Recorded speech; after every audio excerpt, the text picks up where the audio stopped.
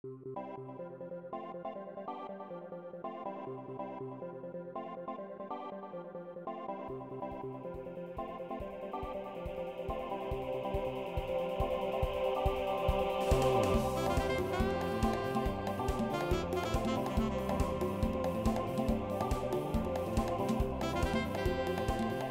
everyone, welcome back to SherbertLand. We're on episode 4. Got you it know right what? This time. The number 4 in Japanese culture means death. So let's hope that this isn't the last one. No, I don't think it will be. You don't think so? Okay. No. Well, there's a lot of stuff coming up. Yeah. Oh boy. You know, it's funny because, because you were like, I wonder if was there any big news this week? And then we're assembling the list of all the stuff to talk about, and we're like, oh, geez, there's actually a lot. Oh, I mean, mind you, we're a little bit late because I've been painting and oh man, life gets in the way sometimes. Yeah. So, but just like, how What's-His-Face said on Jurassic Park, life finds a way. Life finds a way. So we're continuing. We're good. It's all good, my dude. Yes. Okay, you want to just let's just get right into it. I'm all just right. I'm not much for long intros. Me Let's neither. just get right into it. Unless something big happens. Real talk though, I listen to some podcasts and their intro section will last 45 minutes. Oh god. And it's a 2-hour podcast. I'm like, that is almost half of it. Yeah. You don't even go into the content halfway through. Then again, sometimes it's really funny. So we'll have to see. Until we get to that level of humor, I think we'll just hop right into the stuff because we have lots to talk about. Oh yeah. Okay, so first bit of thing that happened this week: GOKU killed PlayStation Network. I mean, Monster Hunter killed Xbox too, but I thought didn't it kill PS4 too? Oh PSN? yeah, but Monster Hunter? they all kind of died at the same time. Because Just wow, frustrating. all those games were you're releasing Monster Hunter, which has a huge fan base, especially in Japan. You're releasing Dragon Ball, which is arguably the most hyped for a fighting game by the general gaming audience ever. Both those games are always online. You can't boot them up in offline mode. Monster Hunter, can I get you? No, when you start Monster Hunter, it says you choose. It says choose online session, and if you can't go online, then you put into offline. Yeah, but you can still play. Yeah, offline. no. What I mean is yeah, you can play offline, but there's no Alternative. there's no button it. to hit offline. Oh, okay. You have Fair. to play online in them if you can play online. So of course that just destroy the PlayStation Network and Xbox network. How long was it down? A day. But it's. I think it went up it was down all day, almost all day Friday. Was and it? then during the evening it went up. Oh, yeah, well, I only play in the evening, so. But, man, I just gotta say, some people on the internet are just some of the saltiest people, because they're like, wow, looks like what a good service we're paying for. I hope I get my 1 day back. It's like... Or they're asking for a month free. Yeah, they're like, I hope I get a month free for this 1 day down, and I'm just like... I hate these entitled... I understand where they're coming from. That is technically something you paid for that you're not getting. Yeah. However, suck it up. There's so many worse things. You can still play the games. Oh my god.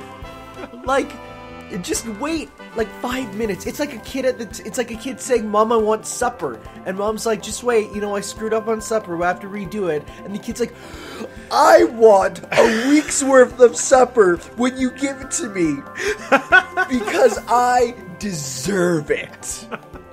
That's what it feels like, Yeah. So I don't know. I think feel people's just oh, they gave us a free game during that outage way back in 2011. yeah, but that was for a week outage. Yeah, but they're still oh, if they can do it then, why not now? It was for less than a day. When it was because that was the huge outage. Oh yeah, months? Where it was almost a month actually, and plus there was hacking that happened to accounts. Yeah. So that one, you know what? That was pretty bad. Because if someone bought only 1 month of PSN, then it'd be that must have sucked for a day. That's still only But that was during 30th of that was the summer too. No, that was during PS3, so that there wasn't any paid online at that point. Yeah, there was. PS Plus. Okay. Oh, but it wasn't No, mandatory like to play free online. Yeah, It's you're free right. You're online, right. but not free. Wow, yeah, huh? Yeah, it's weird to think that. Yeah, but I mean, again, that was a month though, so I don't know. I feel like so many people are putting that way into like, I hope I'm given a free Xbox PlayStation or something. Like it's. All right. Next. Speaking of Xbox, Oh, yeah. you got this because I haven't heard of this.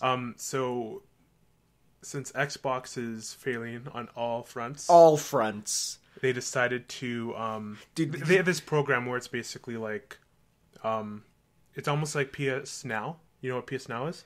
No. It's basically a subscription. You subscribe to this service and you get all the games for free. You pay. I don't know the details on Gamepass, but I think you pay a set fee and then you can download these games on the Xbox. Okay. But now what everyone's talking about is that day one games that come out the day of, you can get them on Game Pass. So you can buy that set price and get them for free for like a month without having to actually pay for the game. That's a bit weird. Yeah. That's weird. It's like I don't know how much. Do you know how much it is? Like $100 a year. That's what PS Now is as well. Weird. Yeah, I don't know about that. See, I can understand where they're coming from. It's like people who like will rent a game or like use GameFly or something. Like as soon as the game comes out, oh yeah, I get it, and then they give it back after. Yeah. I don't like that. I like owning my game. Yeah, I like me too. having my game. Me too. And I feel like I think it was EB Games and GameStop who came out and said like, "Whoa, this is gonna kill our shops." GameStop said that. I feel like they're. But like they don't. They also said like they don't sell nearly as much Xbox. Oh yeah, of course. Xboxes. But I feel like they're underestimating the amount of people who want to own a game forever. Yeah. Like, I mean, I can see, some 12-year-old kid going, I want Call of Duty, and then just getting it. And then, once the new Call of Duty comes out, 3 weeks later, the joke is that they release so quickly. Yeah. Then they can get that. So I could see it being good for those little cretins, but I don't know. But they just want these games, like, to be played. Yeah, they just want them to be played. They don't respect them as an art form. They just consume them like mindless drones. What I'm saying is, I saw like the promo image and like they showed like only 3 exclusives for the year. You mean like that's Sea of Thieves? Hey, you know what? That's more exclusive than I knew was coming out for the Xbox One. We're not like the biggest Xbox fans. No, we're not. But hey, join our giveaway for 3 Xbox or multiple Xbox One games in the description.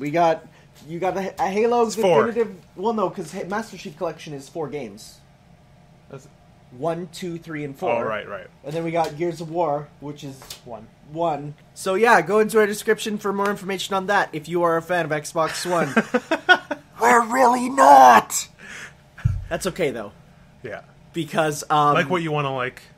Because I'm actually going to move this story up a bit. Because it looks like Microsoft is looking to buy EA and Valve. So what are your opinions on this? So that means all the games I don't play are going to be on the console I don't own. That's exactly what I thought, so too. I just feel like, you know what? That's okay. I'm like, now I don't have to buy these games. And, okay, you know what? The one where them buying EA, I could see. Valve, not so much. I didn't hear about Valve. Yeah, I heard it circulating for both of them. And the one thing I heard was that Valve said, we'd rather burn as a company than be bought out.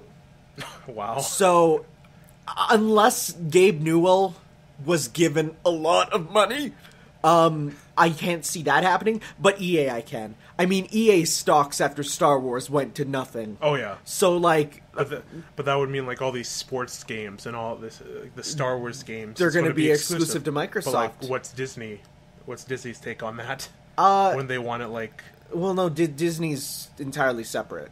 But they still have the Star Wars brand, right? Dude, they can take it away from EA at any time.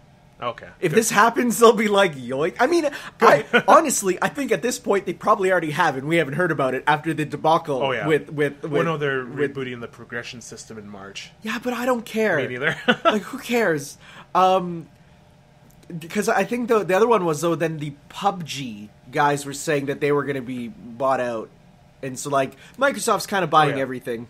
They're just consuming. They're just like, we need stuff. Come on. But yeah, I saw the funny. Okay, drink your water because I saw the funniest tweet that said, EA or Microsoft to buy EA. They must think they own the Star Wars franchise now, because when Microsoft bought Rare, they thought they bought the rights to Donkey Kong. Yeah, I saw and then they're like, wait, what do you mean Nintendo still owns Donkey Kong? That was the best. Oh, that's awesome. Oh, man. So, yeah, Microsoft, you take that. We don't care. We'll play our good games on our good consoles. I'm so done with, like, the AAA scene now. Well, like, the American AAA scene. Because of you. Yeah, man. Yeah, thank you. So, now let's talk about a good game. Well, some of it. Arguably. Some people don't like this, but coming up in, like, a day or two, we're getting the release of not one, but 2 Final Fantasy mobile games. Okay. The first one being Final Fantasy 15 Pocket Edition. Yeah. Which is... the 6th. It's coming out. The 6th? Yeah. Okay, so it's coming out pretty soon. Which, honestly, I know some people hate the art style. I think it's cool. It reminds me of a DS game in, like, the best of ways, you know? Yeah. Like, it reminds me of the Final Fantasy DS games, and just, like, for people who want to know the story and stuff of 15, but don't want to play the huge RPG, or they don't have the console, it's like, you can get the story through that. Mm-hmm. Plus, to play it in a sort of reimagined way, I do like that a lot. It reminds me of back in the day when they would release a game for, like, here's the console version, and here's, like, the Game Boy Advance version, and, like, they're the same name, and they follow the same story, but, like, they're different games, you know? And it reminds me of that, and I think it's cute. I feel like a lot of people are mad that it exists, and I don't get that.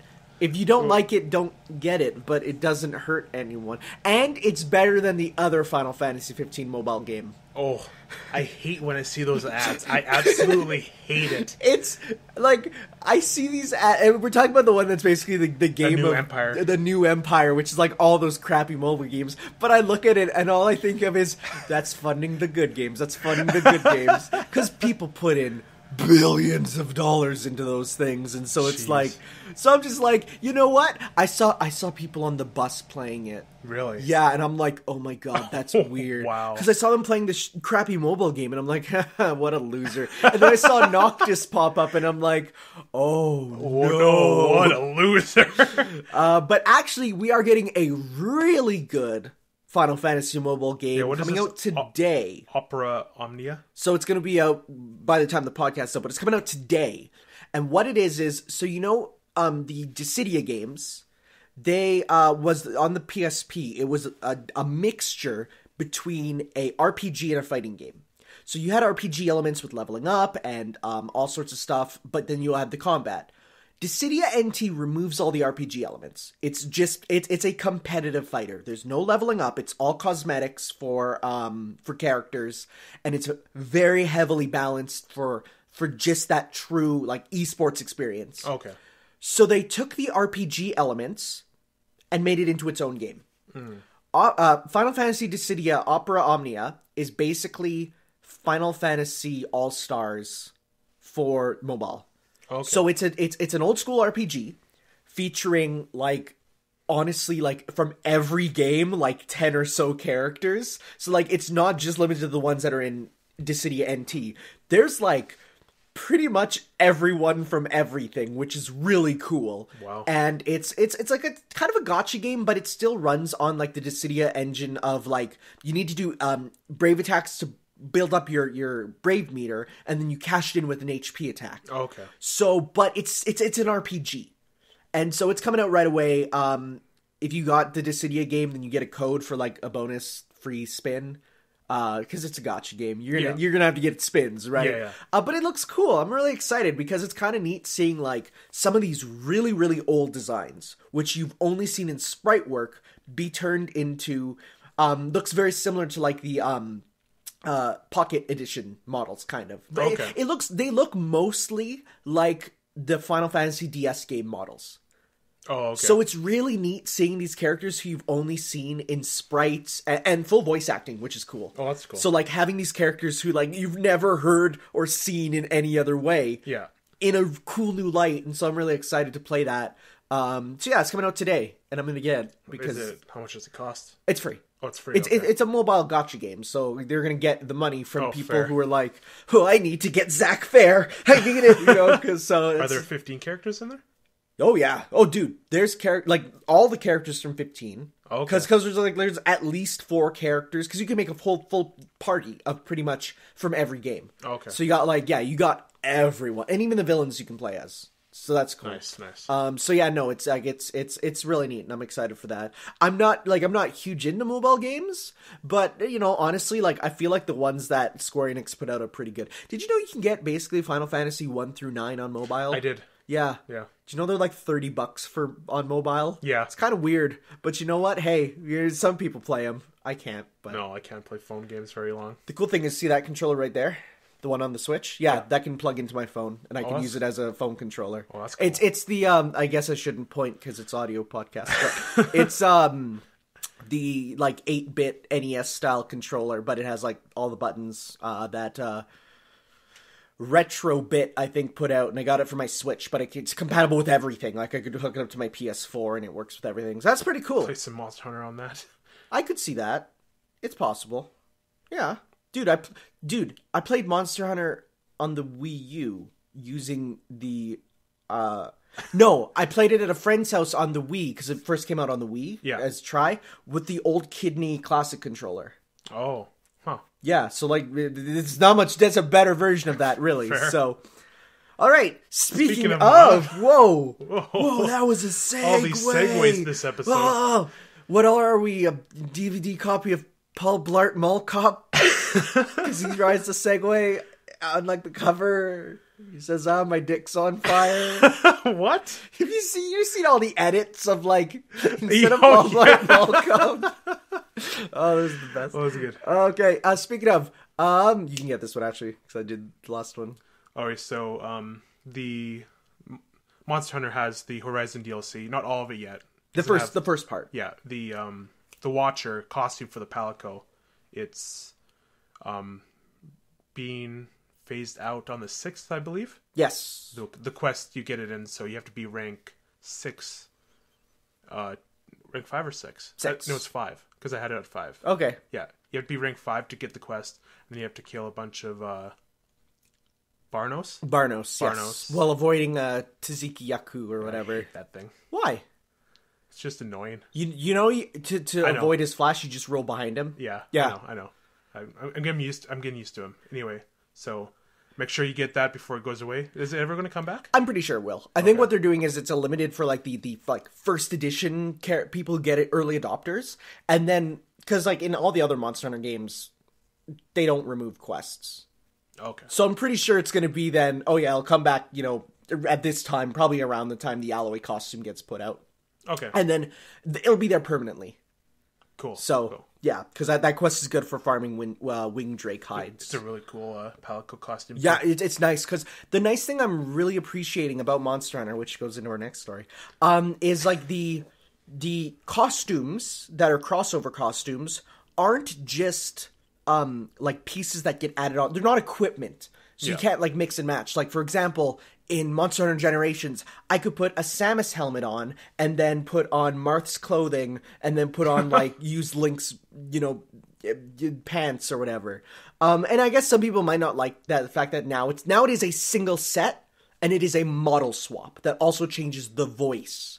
Some people might not like that as much. I like that better, though. I like it so much better, because it looks so much cooler. The Palico especially, it looks like it's a cool robot cat. It makes robo-beeps and robo-boops. Yeah, and then when it sees an enemy, it goes, the light goes red in the game. It's great. Yeah. So, no, I'm really excited. Alloy looks great, because, again, it's just a model rip. Yeah. When I saw it, I'm like, that looks just like how she looks in her game, because I then later learned it's just a model rip. And speaking of...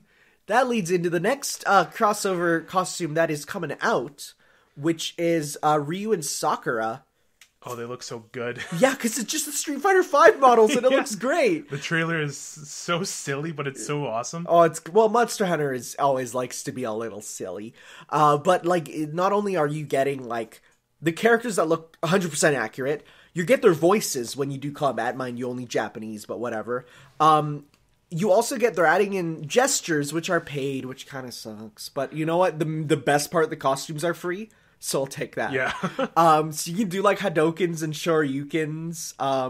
I'm excited. Honestly, it's going to be great. And if you have the Street Fighter V save data, you will get it early. Yeah. So I might just let you download my copy of the game to get a save data quickly. Yeah, that'd be awesome. Because mine's digital. So, yeah. And then in reverse, for Street Fighter V, it's getting 3 Monster Hunter costume crossovers for its extra battle thing that's been going on. So we had Beautiful Joe Rashid, we're getting Captain Commando Charlie, we're getting the girl from that Star Wars ripoff game, Star Gladiators for Chun-Li, I forget her name. It's literally a Star Wars ripoff that Capcom made. Huh. I forget the name of the character, but Chun-Li's getting that costume. And now we're getting, for Ken, Rathalos armor. Which looks amazing. Whoa, that one looks so good. For Armika, she's getting the Zinogre armor, which is, God, I hope he's back in World, because Zinogre's one of my favorite dudes to fight. His hunting horn is an electric guitar that you spin around and then play as you're fighting. It's really dope. And then you got the ever-popular Kirin armor for Ibuki. So the cool thing is also, I don't know if you know this, they have 10 color palettes. Really? Yes. You only get the first 2 when you unlock them, then you can unlock the other ones through survival mode. But like they all will have color swaps too, so that's really cool. And they also have a button code to change it out. I don't know what's going to change. They might take off, I think Ken might take off the helmet. Maybe they'll change out the weapon on the back. But there's a button code in the game that every premium costume, if you use it, it'll change something on them. Mm-hmm. So like Sakura will put on her backpack and her school uniform. There'll be like sunglasses on characters, stuff like that, you know. So it'll be interesting to see what happens. I'm really excited. Yeah, it almost, like, when I saw those Street Fighter costumes, and then again with the Ryu and Sakura and Monster Hunter, I'm like, I actually really want Arcade Edition now. It's a fun game, and people who hate it are wrong and stupid. Looking at you, half the people in the Discord. But but that's not even the best part, in my opinion. What? For the Street Fighter V. When you unlock one of the costumes, you also unlock Proof of a Hero, which is the Monster Hunter theme, as a battle theme in Street Fighter V. Oh my god.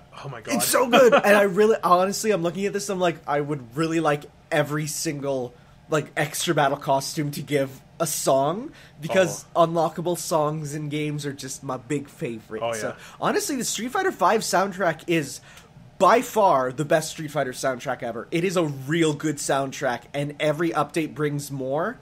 There's, maybe one bad song. And that's, Jury's theme. But that's just because it's not as good as your one from 4. Okay. But, it's also good. So, I'm excited for that for sure. Game's good. I like it. It's fun to boot up. It's real fun to just boot up and play. I like its model and all that. Yeah. So, speaking of games, fighting games, yeah, we got a bit of a link there. Yeah. Soul Calibur 6 has announced some new characters. Some of which we knew was going to be in, there's no way, Nightmare, of course. Looks awesome. The cool thing about Nightmare is because it's the because it's the Soul Calibur 2 version, it is Siegfried. So if you break off his helmet, it's Siegfried under there. Who's Siegfried? You played 6, right? No, I didn't play 6 because it's not out yet. I mean 5. You played 5. Did you play 5? Don't think so. You played 4. I played 4. You know how there was there was Nightmare with the big sword, and then there was the good guy with the blonde hair who also had the big sword and the same moveset? Okay. No. In the Soul Calibur story, basically Siegfried was the first guy who had Soul Edge. Oh, okay. And then afterwards they broke him off as a separate character because Nightmare became his own dude. So but if you break off the armor, because this game takes place during Soul Calibur 1 and 2, it's kind of a reboot of the original games. Okay. You break off the helmet, and it's him. So that's kind of cool. Yeah, that's cool. There's also Xianghua, which is, she's kind of the Chinese girl with the sword. She's pretty good. She's good. She's a good character to pull back in, because she's a lot of fun. Keelik is back, except, number 1, this time he actually has a move set, because when he was brought back in Soul Calibur 5, I'm going to keep messing that up. They both start with an S. Don't do that. Make games with different letters. In 5, he basically would use a random male character's weapon when you selected him. So literally, he was like a mimic character. He would you would get a random weapon with him, which kind of sucked because he did have a unique moveset before. He had a long, it's a pole, but he would use it for cool stuff, right? Yeah. And then they put in another character with a pole, which people didn't like as much. But then it's like, well, now he's not unique. So, but now he's back. But now he has this weird evil version of him that can be used in combat, and we don't know if that's for everyone or just him. But like his hair grows long, and he gets like red stuff all over his body, and he gets like evil. Weird. And it's weird, and we don't know what that is. But another character actually does have a different alternate mode, which is the new character of Groh or Grow. I don't know. Groh. Groh is better. Groh, yeah, that's his name. He's like a guy with he's like an eye patch, and he uses a double-edged like Darth Maul style blade. You know, it has like two blades on each side, and he spins it around. But he can also break. He's basically Pit from Kid Icarus. Actually, he can break it apart and use them as swords, or stick them together and use it as like a double-edged blade. Okay. He also has a super mode where he rips off his eye patch, and then his eye glows, and his hair turns white, and he like glows red. Which is the most Chuunibyou thing I've ever seen. Holy crap. You don't even know what that means. No, You're laughing, but you have no idea what that means. I don't know what it means. That's all right. It sounds funny. Chuunibyou is my favorite Japanese word that does not have an American equivalent. It's basically... It's... The best way to put it is middle school syndrome. So, like, have you ever thought in, like, middle school that you were special? That you had special stuff and you're the chosen one. Yes. So that's Chuunibyou. So like stuff like, oh, my evil eye can detect evil, you know, something like that. That's Chuunibyou. Okay. And it's my favorite word because once you know it, you watch stuff and you're like, oh god, you're a massive Chuuni. So he's a cool addition to the cast. I've been watching a bit of the new gameplay for it. It's a fast game. Like, I like fast fighting 4 games. and 5 slowed it down quite a bit. They added in meter that you had to watch, and like, it all in general looked quite a bit like it just wasn't more as fun to watch. This is going back to the speed of 2, but is keeping the super moves from 5, and is having the armor breaks from 4. So it's pretty much bringing everything together. Pretty much bringing everything good together. The best parts of everything. It's being done by the Tekken team. Oh. And it does feature the slowdown that's in Tekken. Oh. But this time it's with weapons. Oh. So you get to see, like, weapon clashes and stuff, and it's really cool. I have to pick it up then. So, so that's going to be cool. I also have, like a small little thing with Soul Calibur. I, played it as a kid. Oh, yeah. But I never, got into it, you know? Yeah, no, I've played... I remember picking up 2 just because Link was in it. And then I picked up 4 because Darth Vader was in it. Yeah. And then after, when 5 came out, I'm like, okay, I like the other characters too, I guess. And so it's interesting who's going to be the guest character for this one. Do you remember who was in 5? Ezio. Yes. I was going to say Altair, but that's wrong. You're right. Yes, it's going to be definitely interesting to see who they bring in. I hope be anyone, really? Well, it's kind of weird because they put Noctis in Tekken instead of Soul Calibur. Oh, that's right. I forgot about that. He would have made more sense in this game, so I would like to see who we get. Yeah. It's going to be interesting. Do they, reveal that near the launch of the game, or is it? It's usually halfway through. It'll be at a big event. Oh, okay. They'll probably be at E3 or something where it's going to be probably. They'll do a cinematic trailer, and then at the end you'll see so and so step into frame, and the music will start, and everyone in the audience will lose their crap. So it's going to be good. I'm excited. Mario. Well, there was the rumor with Cappy. There was the rumor that it was coming to Switch. I don't want it to Switch. But here's the thing. They said that the Switch version, this was a leak, so we don't know if it's true or not, because we still it's entirely possible they've been saving the Switch version for later, to announce it. It's entirely possible. But they said Link would be brought back with his moveset from 2, and there'd be Fire Emblem characters. Well, that'd be neat. So that would warrant a purchase in my opinion. But we'll have to see who gets added in. Soul Calibur? Okay, wait. So did you know that Kratos was actually in Soul Calibur PSP? I did, yes. Yes. Yeah. So speaking of Kratos... God of War finally got a release date. When? 4/20. Yeah! Dab! Okay. Which is interesting because it's going against the Labo. Those are very, very different audiences, my friend. I guess we're not going against it. It's releasing alongside it. You could literally not have the most unrelated games. Like I remember when I worked on Dragon Age, there was worry that it was releasing on the same day as Pokemon because they were like, they're both RPGs, there could be some crossover. No. This is the furthest I've ever seen games not caring about what, like, they're so different. But still, that's going to be a big day. For everyone. I mean, it's 420. What can you say? Get high while playing as Kratos and then get in the box. Yep. Get into the box. You build the box and then you wear it and play God of War. Well, you build a weed smoking apparatus that holds the blunt in front of you so it holds it so you can put both hands on the controller while still. How are you going to play Labo and God of War? You program the Labo, right? So that what you do is every time you like press the Switch gamepad with your foot, it pulls in the weed arm to your face. Okay, but did you see the trailer for God of War? I don't know. It just looks really, really cool because it's okay.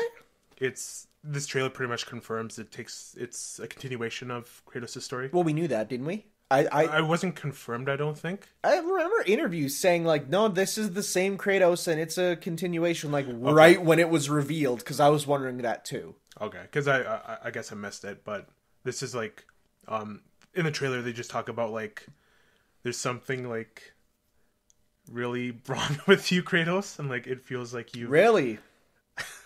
But it's in one of the shots of the trailer, he's like wrapping bandages around his arm. Oh, okay. And like really like Blades of Chaos worthy, and it's like, it looks amazing. Did you hear that one interview quote that said, "Look, the other God of War games were like a DC movie. We want to be more like a Marvel movie this time." Yeah, I did see that. And when I heard that, I'm like, you know what? I appreciate that. Yeah. I appreciate going from the grimmest, darkest, like, I am the God of War, to like, at least there's a few jokes thrown in, because there's really no humor in the God of War games otherwise. It's just Kratos having a really bad day. Really bad life.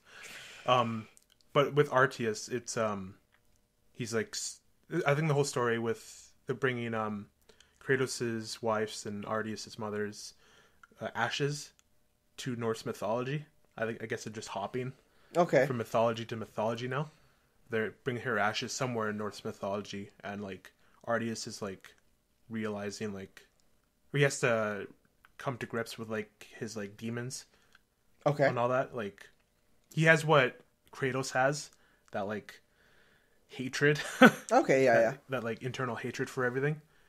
And in one of the shots is, Kratos is like, there are consequences to killing gods. And Arceus is like, how do you know that?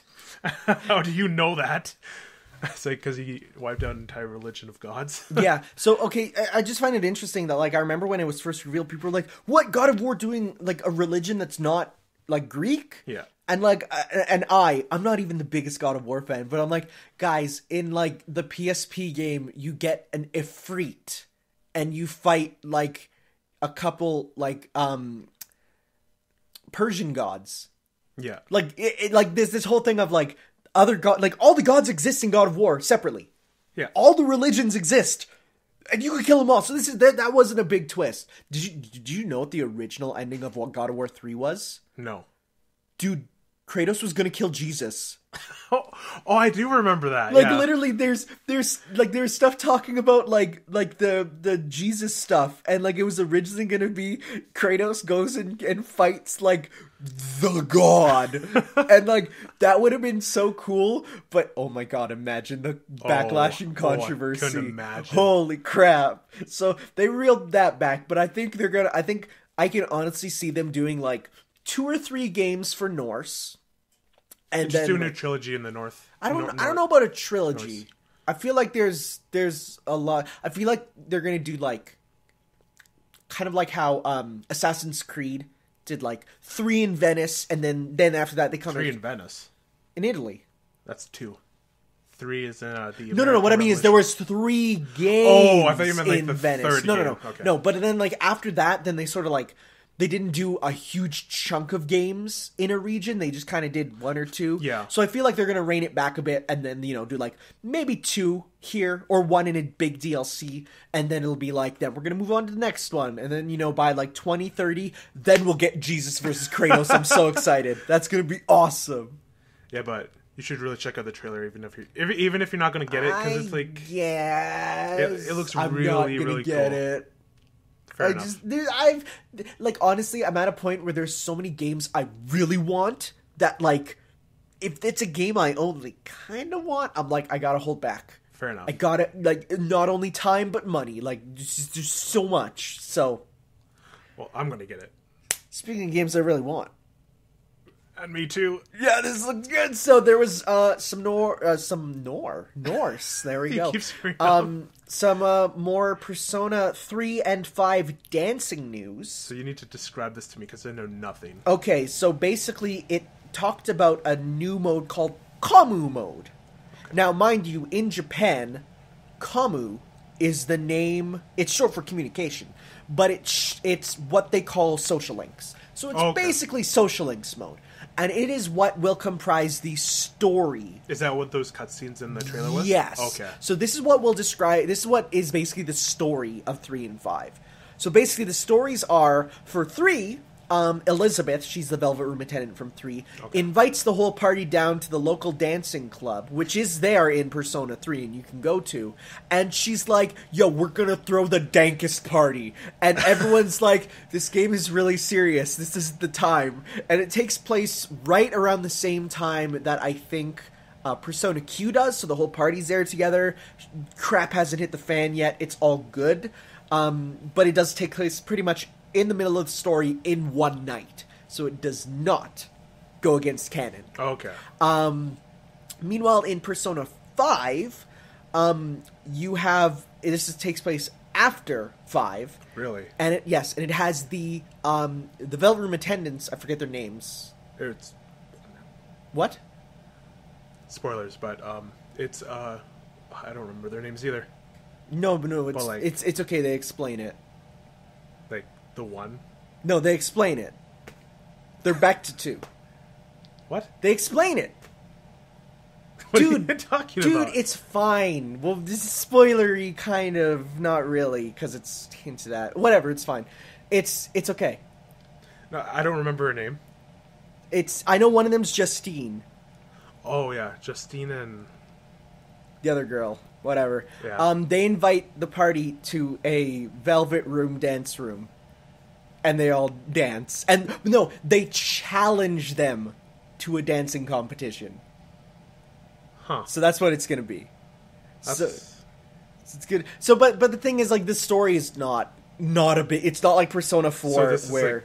It's like, oh my god, the Persona 4 is like a 40-hour visual novel of... And we walk down this hallway. Oh, let's talk about this hallway for 20 minutes. And then, look, the shadows are back. Even though we've described how the shadows are dancing, we did it. We talk about it again. So 5 is after they get first reunion. Pretty much, yeah. Okay. But it's not going to be a big focus. It's basically, as you play the game with characters, your social link with them will level up, and they unlock events as you continue. Okay. So yeah, it's just social link mode. And that's all the news, pretty much. That's all the news, pretty much. Okay. It's just a new mode, and it's gonna be good. Still needs to be confirmed for the West. It's gonna. Oh, dude, it's gonna. Oh, I hope. Persona 5 sold hotcakes, so it's gonna. There's no way. It did take a while for them to bring Dancing All Night to the West, but that's because they had to translate the whole story mode. This one will probably be a bit quicker, at least. Probably. Speaking of games coming to the West, final story. Yeah, final story for here. The guys over at Square Enix are thinking of bringing the Secret of Mana remake to the Switch, which I think makes sense, because it's a remake of an old game that was very popular on a Nintendo. I'd buy it on the Switch. You have Secret of Mana, the original, on the SNES Classic, so there's that link there already, so that makes sense. But the bigger, more interesting thing is they're talking about bringing Seiken Densetsu collection to the Switch in the West, because it's out in Japan. Here's why that's a big deal. We got Secret of Mana in the West, and we never got 2 or 3. Oh, it's like that's a big deal, because I know we might have got 2 actually. I'm not sure, but I know the third one for sure is a game that has been like lusted after as like the lost SNES like JRPG classic, never getting, it has like fan translations and everything, but for it to officially come out to the West in this collection would be a big deal, because like that game is apparently really good. So bringing the third game here translated would be a big deal. And I remember hearing they were talking about, we can translate it, because it's not done in a way that like it's just loading the ROM per se, and they can actually go in there and translate it, because there's some times where it's like if it's an old game, translating it is actually kind of impossible without pretty much hacking your own game, which is what fan translators do. So it'd be really interesting for it to get brought here. And I'm really excited for that, because that's a big milestone for gaming, for it to finally be brought here. It's not Mother 3 levels, but it's close. Okay. Yeah, I've never played any of the Mana games. Don't worry. Most gamers haven't. It's not. Really? They're not that popular. Oh, I thought like it was there was a widely played thing. Well, they're cult classics. Oh, okay. Like anyone, like if you played RPGs on the SNES a lot, that was one of the best ones. Okay. Secret of Mana was like, it was up there, but they're not widely popular games at all. Fair They're quite secondary to the Final Fantasies and Dragon Quests. So. But they're big. They're still big and have big fandoms. So if the trilogy does come to the Switch, I'll probably get it. I mean that's a lot of game for your buck. So yeah. All right. Yeah, that's it for the news. That's it for the news. Yep. You want to transition into what we've been playing / watching? Because I've been watching something for the past week or so. Oh yes, you've been tweeting about it quite a bit. Yeah. I don't have super much, because I've mostly been working. With all sorts of painting and housework and stuff. But what did you play the week before that Friday? Because we didn't recap that yet. Okay, yeah, you're right. The big things were like Monster Hunter. I could talk before that. Wait, before that? Like the week leading up to that Friday. I mean, that was just Digimon, which I talked about last week. Okay. I just played more Digimon, because that game is really good. Because I've been playing a lot of stuff like last week before Monster Hunter came out. Oh yeah, no, I didn't. I just played Digimon pretty much, because I was working pretty much the whole time. But then like we also, then I played a bunch of Monster Hunter, and I could talk about it all day. Let's talk about it once I get through my part. Yeah, no, well, I mean, I don't have much to say other than holy crap, this is a AAA Monster Hunter title. It's pretty dope. It's so good. I've been trying to get through the story mode in Dragon Ball FighterZ. Holy crap, that like. Is it longer than you expected? Oh my god! Like most fighting game story modes, it's like, I guess I'm so used to like the Tekken 7, Street Fighter 5, Marvel vs. Capcom. A couple hours. This one is like, I played it like a whole evening from like 6 p.m. to 12 p.m. and I went from like 10% to 27%. Oh my god! And the way it's kind of set up is interesting, because like you have a story at the beginning of every chapter and at the end, but then in that middle section you're kind of traversing like a little, not really an overworld, it's kind of just like moving your character on like a board game style menu. I think I've saw that. Yeah, that. So you can, but then if you get certain characters together or fight certain characters with certain characters, you can get extra scenes, which are really, really good. Like they are, like the story of the game isn't good, but the character interactions are. So like, for example, like characters who don't talk to each other or have never talked to each other, talking to each other is really cool. Oh yeah. Cause like, for example, Nappa dies in like episode 13. And he's gone for the series. So you can have him talk to, like, characters from episode, like, 300 and see how they'd interact. So you can have, like, Gotenks be like... Because Gotenks is literally 2 kids who fuse. and then they go Super Saiyan 3, which took Goku like a million years to try and get. And they're like, yeah, we can just do it because we just fused, and then we can just hair grows long. Is it the guy with like the really like big, the long, huge luscious... long hair? Oh. Yeah, that's two kids fused together. Huh. That's Goku's son and With, like, Vegeta's the weird son walk? fused together. Yeah, it's his swagger walk. But like, and then Nappa never turns Super Saiyan. Yeah. Because he dies before that's even a concept in the show. So then Gotenks is like, dude, just go Super Saiyan. And he's like, what are you talking about? And he doesn't have any hair. And you like the thing about the hair spiking up, he's bald. Yeah. He doesn't. But the funny thing is, he does go Super Saiyan in one of the arcade games. His mustache turns blonde. It's pretty dope. That's pretty cool. So like, it's great character interactions. The story itself is not good, but like, just, and the dub is perfect. Like, I don't know how people play this in Japanese. It'd be so raw and boring. Like, Dragon Ball in Japanese, admittedly, is pretty boring. Yeah. In English, they snark it up so much. It's so good. Like, at one point, Frieza says, like, your jokes aren't funny. You can workshop them in hell. And I'm like, that's the best thing I've ever heard. You know, like, and people are like, oh, but that's not what they say in the original Japanese. And it's like, shut up. I'd rather have good writing than accurate writing.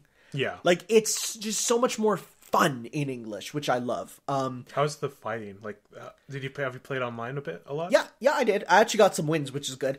I'm gonna be real honest. Marvel Infinite's a better fighting game. Really? Oh, for sure. The fact that every character has only like 4 or 5 special moves, and it feels like a lot of characters are very samey. Like, they have very similar movesets. Like, there's only a few that are truly unique. Pretty much every Saiyan plays almost the exact same. Everyone has kind of one big gimmick. Aren't there like 5 Gokus? There's Goku, who's Super Saiyan. There's Goku, who's Super Saiyan Blue. And they have the same normals, but very different specials. Okay. Goku Black plays incredibly differently. He doesn't count. Is there any other Gokus? I mean, there's rumors that there's going to be DLC base form Goku. Just like, please no. I do want Kid Goku playable. He is different enough because I don't know if you know, Dragon Ball Z is like the second series. Yeah, I didn't know that. Because Dragon Ball is the first series, and it's like a lighthearted comedy, and Goku has a pole that can extend. Like, forever.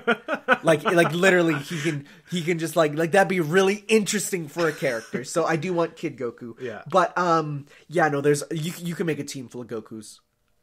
Actually, you can color coordinate them. I think I've unlocked the white gi for all of them. So I can have white gi Goku with blonde hair, white gi Goku with blue hair, and white gi Goku with pink hair. So that'd be pretty cool. Isn't there like a character or like a thing they say if you play as 3 Gokus? No, that was a joke. Oh, okay. That was a joke. But no, it's like, it's a good game. And there is a lot to unlock. It does look fun. It looks like a solid fun fighting game. The amount of actual like stuff in the loot boxes is insane. Like, you get chunks of money for doing story mode, which honestly, that's the only reason I'm really like, I'm okay with story mode, is because you get money, which you can use to get the loot boxes. Oh, okay. And like, within a loot box, you can get lobby avatars, you can get titles, you can get, you basically make like your player card, and you get backgrounds and titles and all sorts of stuff. But then there's like emotes, like which are literal just like screen caps of the show and like the original manga, which is really cool.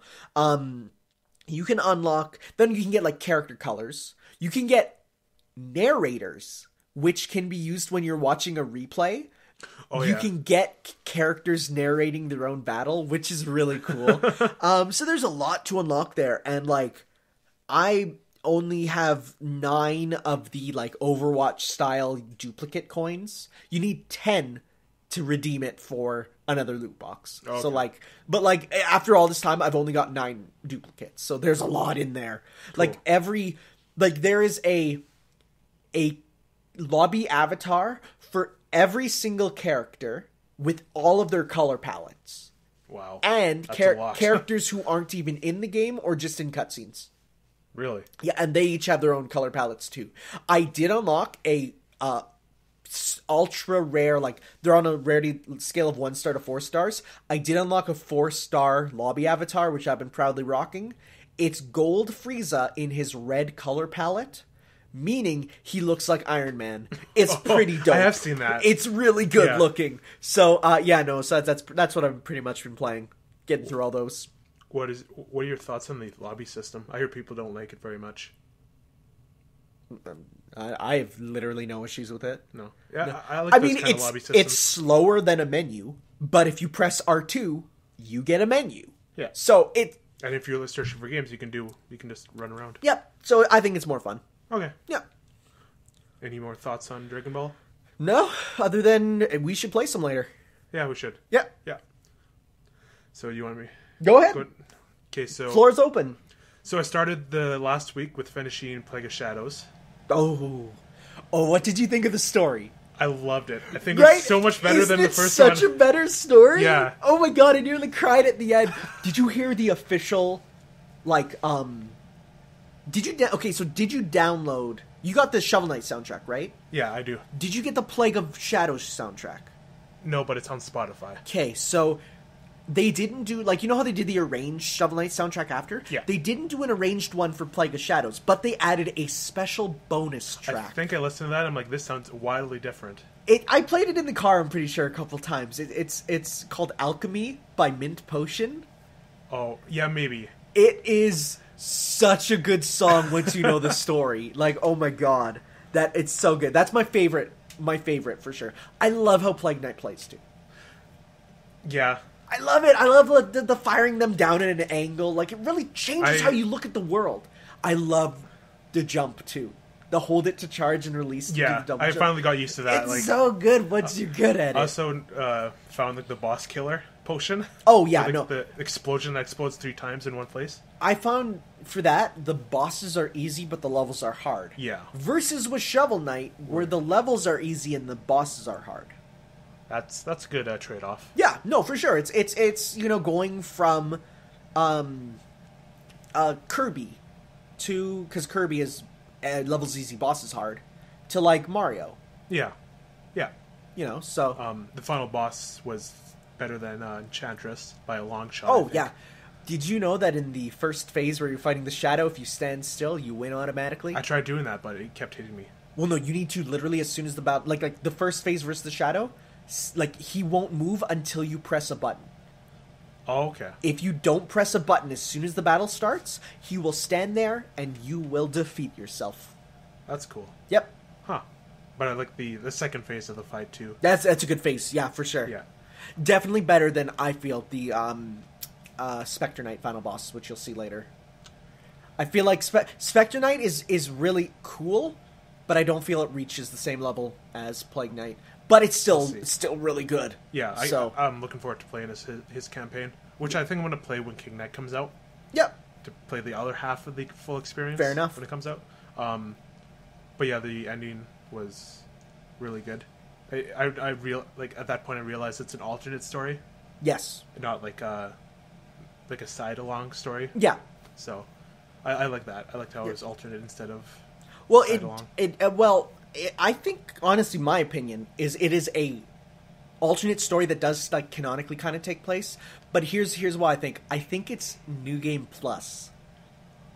Shovel Knight, when you fight him, uses weapons from, like, Endgame, like the horn, right? Yeah. So, like, I like to believe that this is, like, through the cycle of New Game Pluses, this happens once, right? That's why Shovel Knight is kind of out of character. Because he's just been going through New Game Plus over and over. Yeah. He hates it, So he's stuck in a loop. He's stuck in a time loop. So that's where I like to believe it takes place because it makes sense. But Plague Knight was really good. After that, I played Blizzard World came out on that Tuesday. Yes, and I played that for a bit. It's a really good map. It's so colorful. Yeah, that's why I love it so much. What? Do you get any good costumes? Oh yeah, I got Oh my god, I forgot. I can't remember now. Well, that's okay. That's fine. But the day of, I saw so many cat divas. Of course. That's like the costume everyone thinks is like the best thing ever. The furries have taken over.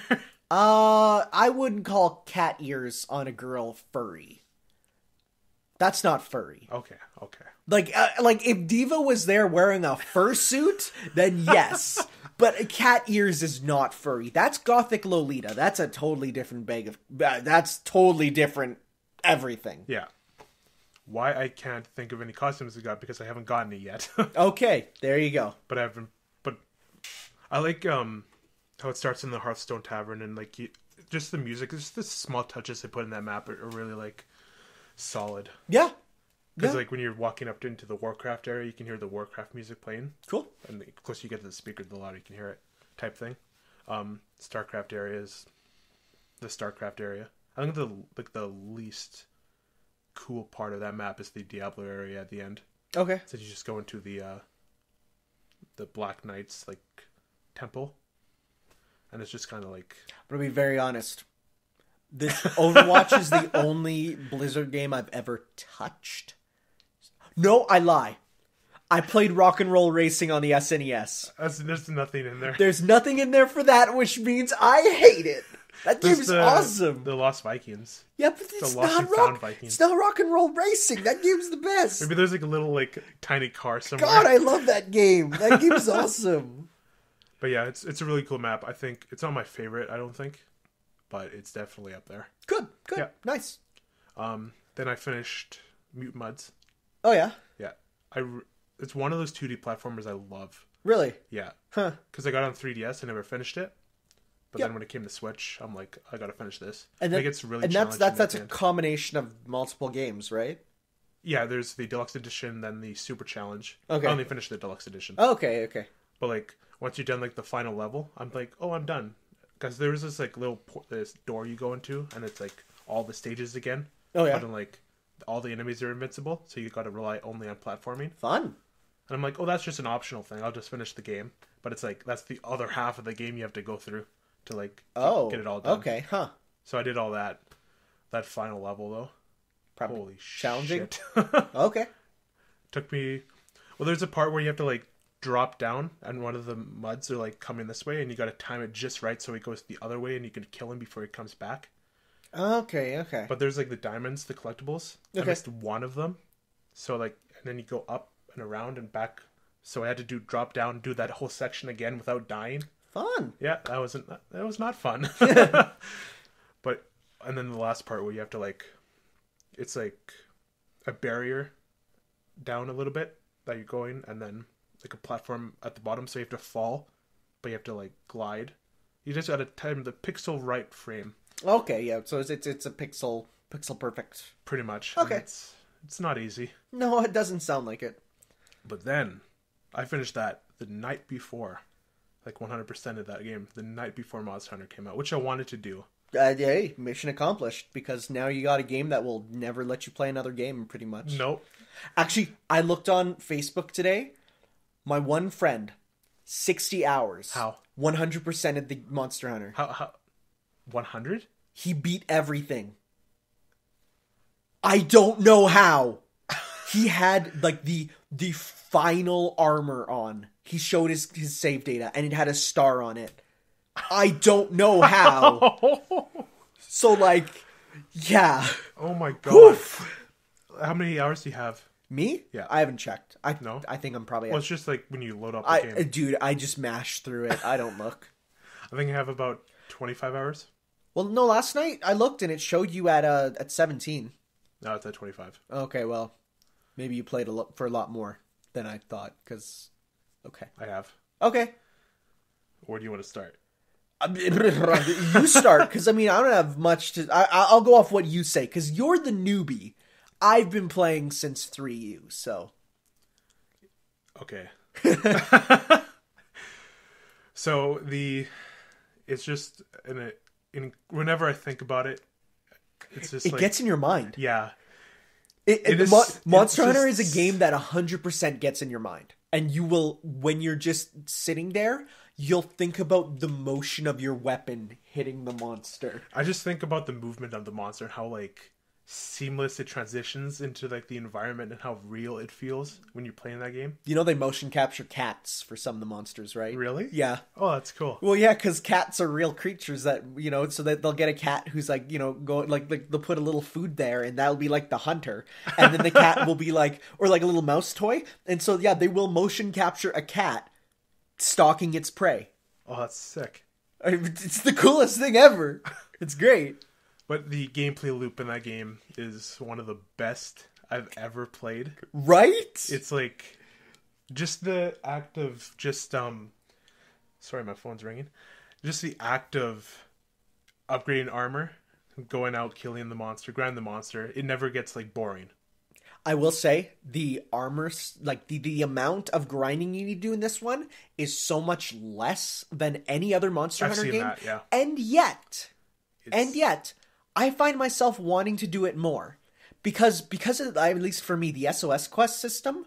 If I see the dudes fighting like Pookie, I don't even care about his armor or anything. But I'm like, yeah, I want to fight him, and I'll jump in halfway through and get a few Pookie items. You know, so it's like that system's great. I know some people don't like the session system as much as the because in the old games, basically what you do is you'd look for an open lobby. And there'd be 2 or 3 people in it, and you'd go in and join. Yeah. And then you'd only be able to hunt with them. In this one, you basically enter a 16-person lobby, and then you can go hunt with them. But one thing I learned, which totally blew my mind, is that if you have friends playing the game, you can just jump into their lobby. Yeah. And so if you do that, if you see a friend playing, jump into their lobby, and you can just go hunt with them. Yeah. So it's like it's good. Like because last night I saw you playing, and I'm like, I'm just gonna hop in. Well, no, I started the quest. I just wanted it to load, so I went upstairs to go get something. I came upstairs, and you were in my game. Well, yeah, because I saw you posted a quest, and because it showed outside, Adrian posted a quest, and I'm like, well, I'll go join it. I don't know what he's hunting, and I saw you're fighting a Rathian, and I'm like, dang, I want Rathian stuff. So what a pure gameplay loop. It is just where are you at in the story per se? I just got to I did like the 2 missions in the 3rd area, Coral Highlands. Okay, which is I have to explore that. I've only like went through it about once. Yeah, no, actually, you get out of the Coral Highlands pretty quickly. Oh yeah, I'm right before I go into the Rotten Vale. Okay, yeah. So you're like right behind me because I'm like 1 mission on. Okay. So yeah, no, that's like there was a moment where it was normal for you because you're a Monster Hunter fan, but like I think one of our friends was like out in the open area of the ancient forest. Yep. Like beside the first camp, and there was a Rathalos just like landed beside him, and then like as we were like, coming out of the forest, we saw him like glide up and fly away. I'm like. It just blew my mind. And then you were like, oh, dude, that happens all the time. I'm like, yeah, you've played all the games. This is my first time. But, like, I think, like, there's so much to talk about, but, like, you just can't because it's like, just so good. All we can say is if you are at all interested in Monster Hunter, jump in on this one. Oh, yeah. This one is the best one to jump in on. Not only does it introduce the game in the best way, can you believe that they just drop... In like other games, they just drop you in and don't give you many tutorials. Really? Yeah, pretty much. Wow. Like maybe that's why I wasn't very right. And like even it's something as simple as you fight a large monster on your 2nd quest.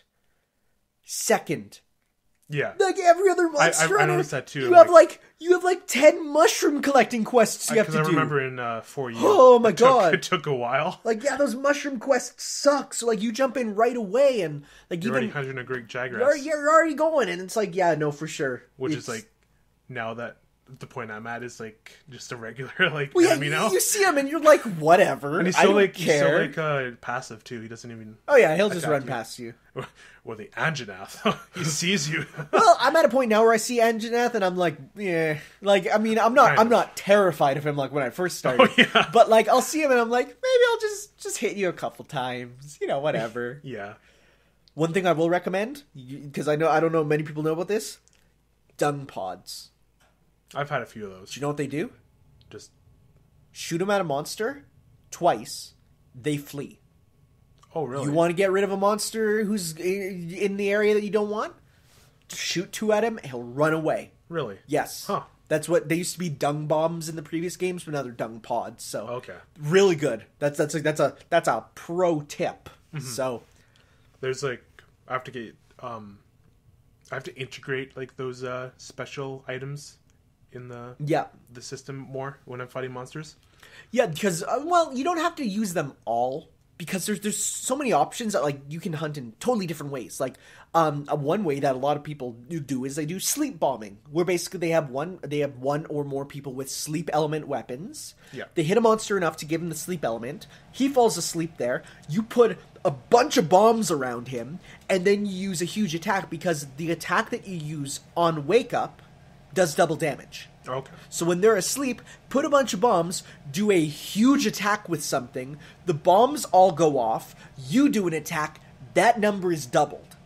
Huge damage! So like that's one way that a lot of people hunt, but you don't have to hunt that way. If you don't use barrel bombs, that's totally fine. Yeah. Like there's so many different ways to play. Oh yeah. And that's why it's fun. I've kind of keeping exclusively to the hammer for now, since I want to like. Learn one weapon as your main, and then I'd say maybe try and get at least one backup. I'm experimenting in the case. bow area. I've been like upgrading the bow. I got the princess bow last night. So that's the Rathian one, yeah. Yeah. So in like my main ones right now, it's like a heavy bow gun is my main, because I'm really enjoying playing gunner in this one. The only problem is I'm running out of ammo a lot. Yeah. Which kind of sucks, but that's fine. I just need to get a better bow gun. I've been using switch axe, because switch axe in this game is so good. In the other games, pretty much you had to be in like at the end of one attack or idle to switch between sword and axe. Yeah. Like you couldn't really do it mid combo. This one, you press the switch button at pretty much any time, it will switch on you. Okay. And it's so cool to go back and forth, and it has the command grab. Because you basically build. See when you do that. It's like you build up your sword meter in the axe mode, then you build up the super meter in the sword mode, and then your sword glows blue, and then you just jump onto the monster, stick the sword into him, and it goes. And like you just see the monster explode, and you're like, "Oh my god, it's so good!" And then hunting horn, because hunting horn is really good for like hunting horn is pretty much exclusively multiplayer for me, because just providing those buffs is really nice. Those help a lot. Yeah. And plus, it is also really fun to play, because the way it works is, have you seen the hunting horn gameplay? No. Basically, square, triangle, and square and triangle are 3 notes. So it will show you, you might have one thing that's like white, white, red. So to get that song, you have to press square, square, triangle. Or you might have yellow, yellow, yellow. So you have to do, triangle and square, triangle and square, triangle and square as a combo. And that creates the song. And it loads it up in like the queue list. Once you've queued up a bunch of songs, you press R2, you will play them sequentially, and it will apply all those buffs all together. That's cool. Then, if you press it again, you'll do an encore, which will double the stat buffs. But here's the thing, though. The sound when you do those buffs does damage. So you can do it in the monster, and you'll do this huge, like explosion out the end of the horn, and that will not only buff you, but do good damage. So it's really cool. Hunting horn is such an it's like the least played weapon in Monster Hunter, but it's real fun. It's basically like you know how lance is pretty basic, and then gun lance is kind of like an enhanced version of that? Yeah. Like it has a different, gimmick, but it's still pretty much a lance, right? Hunting horn is that to hammer. It's an enhanced hammer pretty much. Okay. So it's really cool. I like that weapon. Anything else you want to discuss about Monster Hunter? No, because we could be here all day. Oh yeah, for sure. So, watching. You were watching something. Are you watching anything? No. I mean, I'm watching... actually, I am watching... No, I lie. I'm watching something. I've been re-watching a childhood show of mine. Which one? Card Captors. Though this time it's not the original version, sadly. Not the one I watched as a kid. So Card Captors was, it's an anime. It did air on Teletoon for us in Canada here. Channel 42. 42. I love it. I still watch Teletoon occasionally. But it's like, it would air on that show, and I remember watching it and being like, this is the coolest thing ever! It's basically like a magical girl show, but she collects these cards that she can then use for like magic, and it's kind of like collect them all kind of style. I loved this show as a kid, but the original version of it that we got here was horribly butchered. Okay. As in, like, everyone was given like American names. Like the character of like Tomoya became like Elizabeth. Like the only one to keep her name was Sakura, because that's like, because that she like whatever, I guess that was good enough. Yeah. But like it was brutally murdered. It was given like techno beat American music, and like, so like the version I watched as a kid was not the version I'm watching now. Okay. But the animation itself is the same. And I'm watching this show, and I'm watching it dubbed because I'm pro dub. Always. Like, I know some people hate dubs because they're like, oh, it's so cringy. And I'm like, shut up. It's just like, but it's like from like the 90s, and it has like such an old but good style to it. So I'm watching it now though, because like 20 years later, they're making a new season of it. Oh, okay. And it's airing right now. So I went to watch the first episode of that, and I'm like, you know, I watched it as a kid, but I'm so lost. Oh, yeah. Like, only, like, you know, so many episodes aired here. And at the same time, it's like, I don't remember all of them. Yeah. And they're using different names than what I watched as a kid. It's okay. like they're talking about characters. I'm like, I remember that character, but that wasn't his name. You know? So I'm rewatching it now, and oh my god, it's so good. Oh, it's so good. It's a pure wholesome show, but it still has like good action and stuff. Okay. And so it was like I remember back as a kid, this is going to mean nothing to you because you never watched anime, but like at my school, anime was the thing. Okay. Everyone watched it. If you didn't, you were lame. But like, wow. For all the guys, at least, there were shows that we watched but never told people we watched. Like, we never talked about Sailor Moon. We all watched Sailor Moon, but we never talked about that. Or Tokyo Mew Mew, which means nothing to you. It's okay. Sounds like a cat show. It's literally a magical girl and they turn into cat girls. Oh, okay. But we loved it, but we couldn't talk about that because that was very feminine, and like we're like, you can't let that be known. Card Captors was like the one that we're all like, yo, no, Card Captors is lit because it's awesome. Like, it's like, oh man, as a kid, my greatest and my most Chuunibyou moment. So we're talking about that. This is my most Chuunibyou moment. I got because of course, you know, when shows would air here, they would do like American junior novelizations of stuff, like you know, like the junior novelization of Pokemon and stuff, which I'm pretty sure was by the same person. But they had one for Card Captors, and one of the ones that that it came with a sticker of one of the cards at full size. It's like about you know, yay big, which you can't really see, but like but the size of a bar of gold, if you will. Okay. Like, but I remember getting the sticker, and I'm like, so I said, Dad, I need card stock. And I took the sticker and I put it on the card, and I had then one of the cards from the show, and I thought, this is it. I'm gonna have magical card captor powers. And I was like, I'm trying all these different methods to like activate the card, right? I'm like, I'm like, this is it. Even though it was just a sticker from a children's junior novelization of a Japanese anime, I was like, this is it. This is gonna be my magical moment. It never happened. That's a shame. It's a damn shame. Do you still have it? I do somewhere because I treasured that thing. Fair it was enough. Like, because I feel like, you know, you look at some stuff and you see memorabilia from like, you know, American shows and stuff. And it's like, you can get it anywhere. You go to a kid's store and you can get a lightsaber. You can go to a kid's store and you can get all that stuff. But to get something from Card Captors, which was like my show as a kid, and there's like nothing for it. There was no toys or anything. So this was like something so special, you know? Nowadays, like, you can go to a con and get pretty much the whole set of cards in a book, which I really want to get. But, you know, it's like, but as a kid, this was so special to me. So I was like, oh, it was great. Cool. Okay, that's my rant. I think Tanner's Chuunibyou moment is gonna be the name of the is gonna be the name of the episode title. Maybe. I'm gonna write that down. All right. So what I've been watching recently is season 4 of Black Mirror aired or didn't air, but it was uploaded to Netflix at the end of last year. And I'm like, I never got to watching season 3 or 4. I finished the first 2 seasons, but I never got into 3 or 4 for one reason or another. But started watching it last week, and it is an amazing, incredible show. but award-winning even. It is, but it is not fun to watch. What? At all. No. I've heard people love watching it.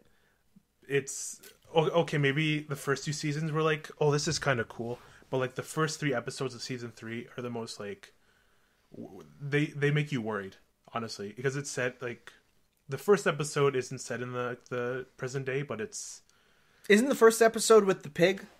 Oh, that's the first episode of the first season. Okay, when you said the first episode, okay, you know that was a real thing, right? Yeah. Okay, just letting you know. Okay, but it's like I like that how that episode's there. It's like if you can't stomach this episode, don't watch the rest of the series. But anyway, the first episode of the 3rd season is all about Sorry. Go ahead. I just got a notification on my phone and it had Kirby on it, so go ahead. First episode of the 3rd season is about this woman who like is obsessed with social media, and they have this like thing in their eye or their retinas where they see like their like social media level. Yeah.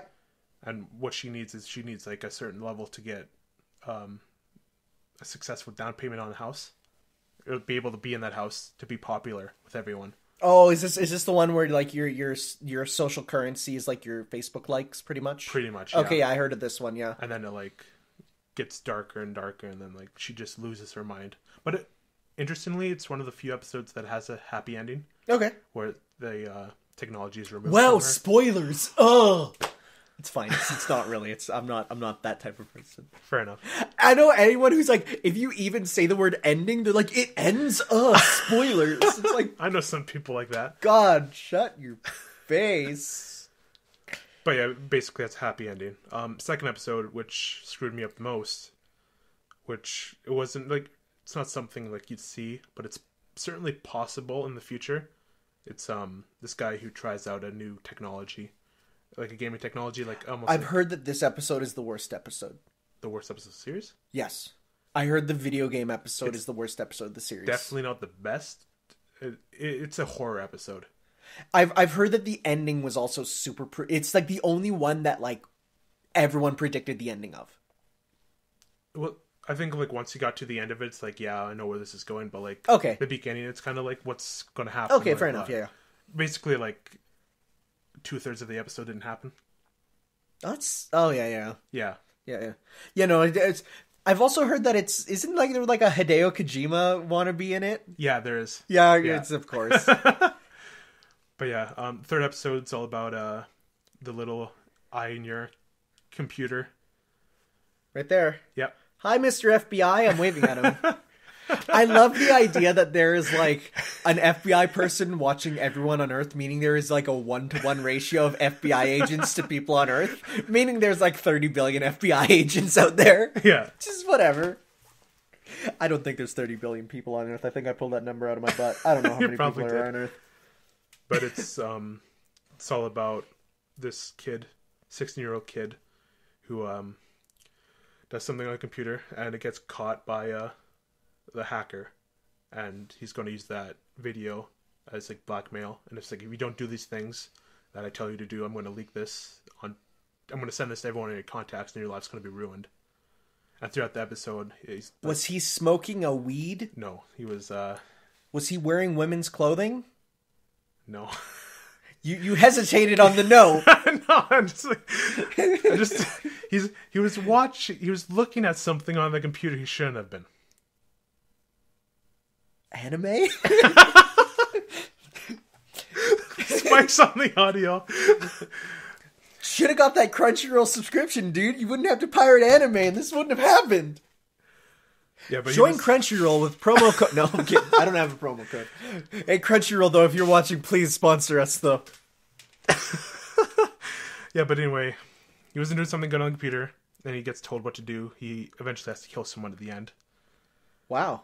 Yeah. That escalates quickly. Yeah, but he like meets these other people who are like in the same situation, who have like stuff against them that can ruin their lives. But at the end, even though they've done everything for the hacker, the stuff still gets leaked out. Huh. And the twist at the end is, it makes you think about like who the good guy is in that episode. Okay, yeah, that makes sense. Yeah, because like the kid is a pedophile. Yeah. Yeah. Yeah. When you said watching stuff, I knew. Yeah. Yeah. But anyway, that episode was freaky. And Deaky. it made me like realize like why am I watching this show? It made you go tape every camera in your house, Yes. right?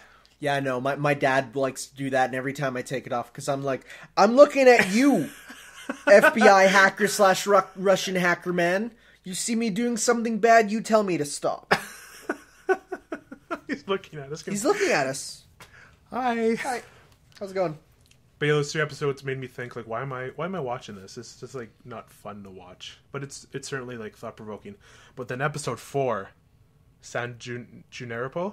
I think you should not say anything about it other than the fact that this is the award-winning episode. It is the best episode of the show. Because this is the one that people say is one of the best things on TV ever. Yeah. So I think... I'm not going to say I anything. want to watch this one, so this, like, if that one's that good, I want to watch it, so I'm not going to... Okay. I want to watch that one for sure. But yeah, that's where I'm at the series. And See, I'm in a weird position where my dad likes to watch it, but I'll just walk upstairs and there'll be, like, Robo-Bees on TV, and he'll be like, hey, look, Robo-Bees, and I'm like, okay, so that's about my extent of knowledge, is I see clips and pieces of it through him, so...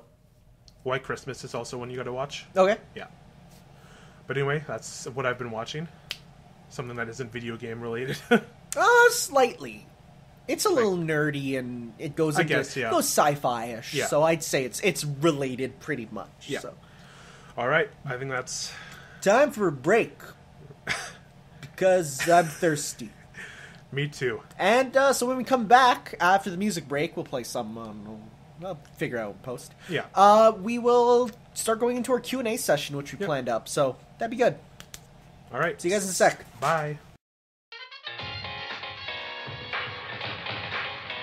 Here's another one.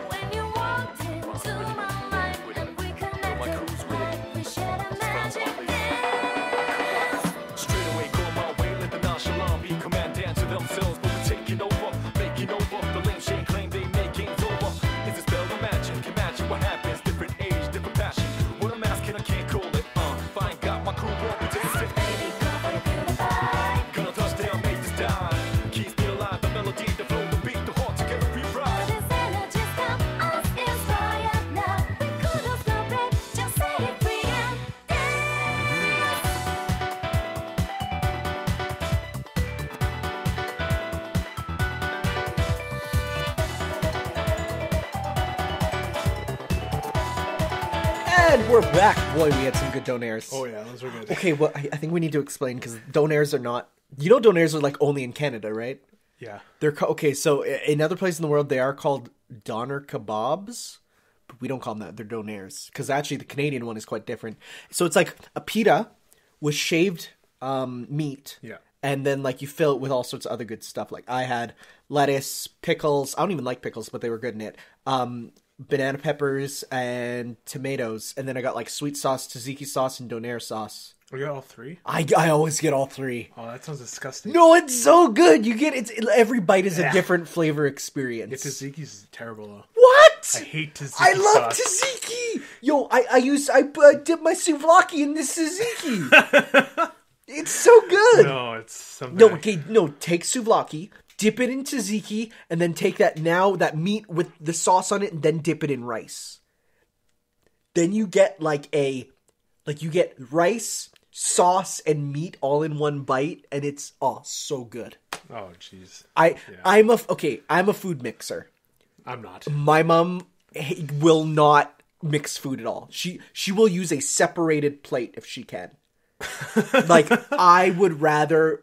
I like taking bites of multiple things at the same time. I love that. Yeah. That's me. That's my life. No. So, all right. But enough about food, because we're going to be going into our Q&A. First question episode. First question. Yeah, for sure. We'll have more of these in the future, because we have people asking us questions that will be interesting to answer. Yes. So I feel like it's going to be cool. All right. You want to start? So we got people filed and their questions, because some people have asked multiple questions, which, hey, you know what? Honestly, while we're at this point, we'll take it. Yeah. It's not like more to talk about is always welcome, so. All right, so first question from Average Blubber. Good name. Yeah, one of our Discord members. What's up, dude? Do we have any plans for the podcast? I need to try and get it on iTunes still. Oh, it's such a pain, because I need it on a website, and my website is literally full, because there's a web page for every single YouTube video. I have like 3,000 YouTube videos, so like I'm working on that. That will come eventually. We're also trying to, or I'm at least trying to, like, get it more into like a more linear podcast. Not linear, but structured. Oh yeah, yeah, structured podcast. Because like when we started, it was just like literally everywhere. Whatever. So, but now like, let us know what you think of, like, if you want it to be more random, or you want it to be more structured. Yeah, like, news, what are we playing, main topic. Is kind of our structure now, but yeah. If you're liking that, let us know in the Cool. YouTube comments down below. Do that. If you're on YouTube YouTube comments, or even DM us on Twitter. Even send us messages. Please be nice. We cry easily. I do, at least. I don't. Oh, dude, I cry so easily. I'm the worst for that. I know. What was the movie we went to that Logan. I came out crying? Logan. Yeah. Yes, that was the one. Where I didn't feel anything. Dude, I was so sad. I felt more in the Guardians 2 ending than Logan. Both of them ruined me. Oh. All right. Anything else?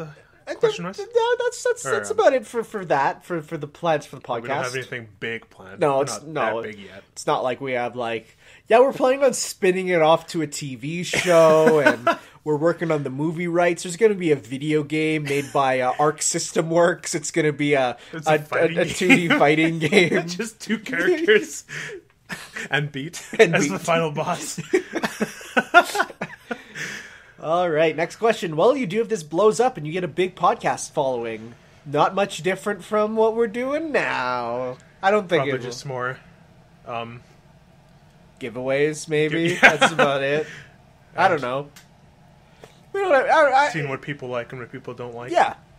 If it works out, it works out. So share this podcast around. I'm not putting my eggs into just this basket, so This is a fun thing I do. It's just for fun. Yeah, we're doing it for fun. Yeah. We're doing it for fun, not for glory. Yes. So there we go. That will forever be a thing. I love it. But please share this podcast around and make sure. Yeah, like it. Put it on your Facebook. Let your aunt see it, and your aunt will be like, "Oh, this sounds lovely," and then she clicks on it and she likes it. Boom. Have people been telling you how they feel about the podcast? Yeah, they like it. Yeah. people have been saying like this is like surprisingly Yeah. good. But my favorite comment is, I expected it to be like not that good, but it was actually okay, and I'm like, that's good. Yeah. I'm expect nothing, receive something. Yeah. That's, hey, I'll take it. And I feel like this can be something. Yeah, for sure. All right. So now we're getting into some more video gamey questions. yeah, this is still from Average Blubber. What's one unscary thing in video games that scared you as a child? Oh boy, first. I was such a wimp as a child. Like, okay, so first things first. Ocarina of Time. We have Goma. We have this because I'm just recapping from last episode. We had stalled children at night. We had being locked out of Hyrule Castle. Then we had Majora's Mask. We have the moon. We have the mask transformation sequences. Then, as I got older, I got a little bit better. But then, like, even stuff like, I remember one thing that totally scared me was I was playing Animal Crossing on the GameCube. And I remember I was specifically showing my cousin the game because I wanted him to see it. But apparently I didn't turn off the console right the last time. So, like, when I turned it on, my character's face was gone. Oh, God. Because if you reset the game while you're not in your town, but in another town, because I actually had two towns and I would go between the save datas on the memory cards. Yeah. If you go, because you can, like, take the train to go to another town, another memory card. If you reset while in another town, not only do you lose all your items and all your money on you, you lose your face until you save. And you have a gyroid face until then. Oh, God. And, like, your skin is all, like, dotty, and you have, like, just voids for eyes, and the mouth is open screaming. It was terrifying! I couldn't eat salami after that because the face looked like salami. Ugh. It was gross! And so, like, that freaked me out. Then I was playing Paper Mario The Thousand Year Door, and if you try and cheat the in-game lottery, the Bob-omb who does it will scream at you. And he'll say, "How dare you!" over and over until the screen is full of text that says it. And I was terrified. I'm like, Nintendo games are horrible! Why are they so scary? And then finally there was, I mean, this isn't really as a kid, and this is not really unscary, but it was kind of freaky. But the pirate ship in Okami, I don't need to say anything else to anyone who knows, because it is, like, frequently the, like, if there's a scariest moment in games list, it's probably the only one to come from a non-horror game. Because that place is scary. Imagine, like, ghosts that aren't affected by the pause menu. Oh, God. Right? Like it's like you see this ghost of a previous boss and he zooms right up into the camera. And, like, he's like looking at you. Not Amateras, the dog, looking at you. And if you pause, he's still there and moving. I don't like it. Nope. Jeez. So yeah, no, I was super scared of games as kids. Now I'm a lot better. But, like, as a kid, oh boy, I was jumpy as heck. All right, you? I've been thinking this whole time, and it sucks because, like... Yeah, but you're weird because you don't remember your childhood. Exactly, right? That's weird. It is weird. I have such vivid memories of my childhood. I can't... There's this point... I remember playing Spyro Crash, the Harry Potter, on the PS1. Oh, Peeves the Poltergeist in the Harry Potter game for PC. He freaked me out because he would come and steal your items and he would just fly around. Why does that, like, trigger something in my memory? That freaked me out. I think something around there. But, like, yeah, it's weird because, like, from the PS1 era and then the PS2 era, completely. I know I played PS2, but everything I cannot remember. That's strange. Yeah. Well... But definitely something with Peeves. Like, that name really freaks me out. Yeah, Peeves the Poltergeist. He was because he was a character from the book of Harry Potter. Yeah. Never appeared in the movie, but he did appear in the I don't know if the PC and PS1 game were the same. I think they might be. But he would go through walls, number one, and if he spotted you, he would come fly towards you and he would steal your beans or something. I don't know. It sounds it's like something right? is like right, yeah. In my brain's like triggering. I remember that freaked me out. I didn't like that. Yeah, It's but like one of the only PC games I ever got. It's weird. you. Well, as a kid, actually, as a kid, most of my PC games came from cereal boxes. Really? Yeah. Dude, that's where I got Roller Coaster Tycoon 1 and 2. I got, like, all the Tonka Constructor games. I got so many games from cereal boxes back when you would buy cereal and come with a free video game. Huh. Those were the days. I remember playing, like, before our computer was replaced with a Mac. There's no games. I used to play, like, a lot of PC games. I played Spore a lot. Oh, Spore's dank. Spore's awesome. Yeah, and then Roller Coaster Zoo Tycoon, I got heavy into that. I was more into Roller Coaster than Zoo, because was Zoo in Tycoon was like, if you didn't make the exhibits perfectly, the animals hated you, so... It was still cool, like, making these. Oh, yeah, for sure. All right. Then this is just a me question. I was gonna say, I have nothing to go for it. This is probably just a side question, but, like, what's the picture I use in my Discord and Twitter? Is. It is Gabriel Reyes in Arden's Oh, clothing. yes, right, yeah, because you got that commissioned. Yeah. It was just as a random... There's no correlation with anything, but, like... It's cool, though. Yeah, I like it. Well, okay, don't say Gabriel Reyes. Say his name. Reaper. There you go, because people won't know who that is. True, yeah. It's Reaper in Arden's clothing. That's a cool concept. Yeah. Two characters who made are by awesome. Jebby. I don't know her Twitter handle, but she's an amazing artist. Nice. Maybe I'll plug her next episode. Yeah, you can do that. Yeah.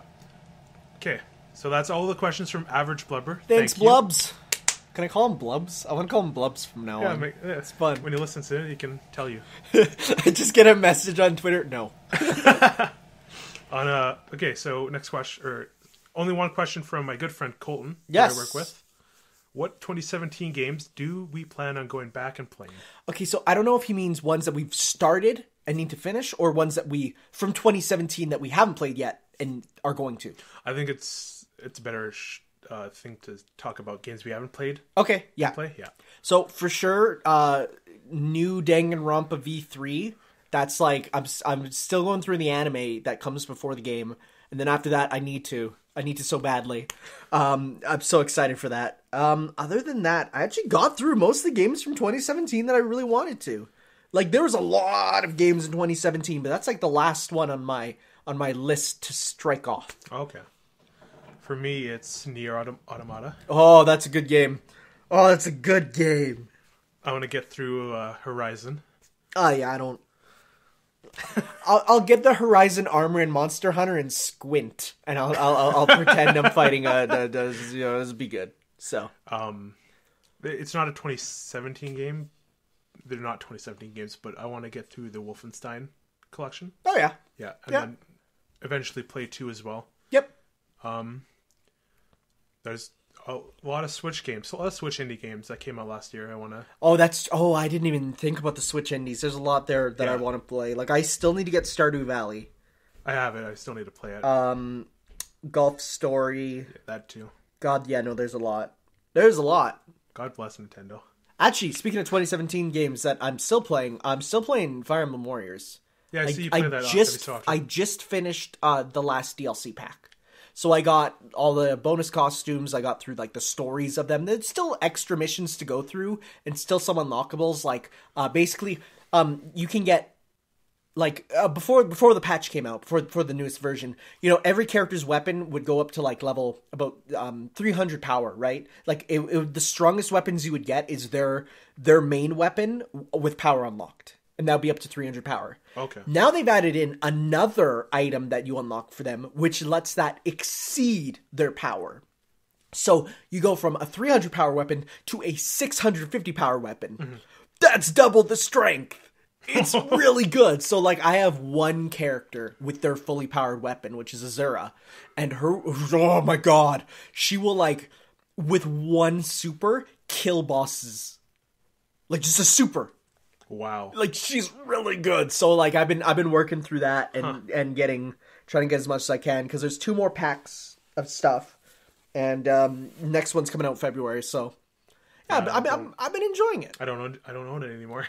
You got rid of it? I got rid of it. Hey, the you know day what? Hyrule Warriors for Switch wasn't out. That's fine. You're not. Speaking of that, did you hear about the new stuff that they're going to be incorporating some elements from Fire Emblem into Hyrule Warriors?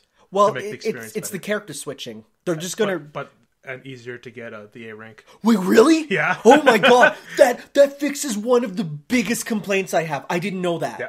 Oh my god, because getting the A ranks in Hyrule Warriors it's assumed. was so tough. I know, but like there's like the ones where it's like you hit them once they die, but they hit you once you die. Those were easy. Okay, I must be thinking about the ones that Dude, like, use a bow. yeah. Oh yeah, that's what I do. Yeah. And people are like, oh, those ones are like so difficult. No. Just use a bow. The ones that are hard are missions where you get hit once and you take 16 hearts of damage and you can't get your A rank. Nope. Doesn't matter if you survive, you lose your A rank and that's what matters. Because you need A ranks to go on anywhere. But oh man, that'd be so good. I could see them doing that, obviously. Oh, that'd be so nice. So you gonna get it now? I'm gonna get it. Didn't you see my whole Twitter thing this No, I morning? didn't.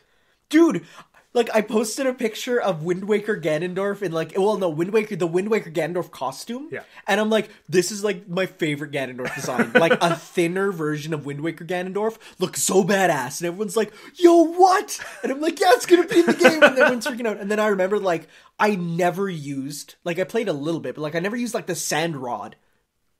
Do you remember they added the sand rod? A huge portion of like. Do you remember they gave Linkle like the boots that she can basically be Captain Falcon? I forgot about that.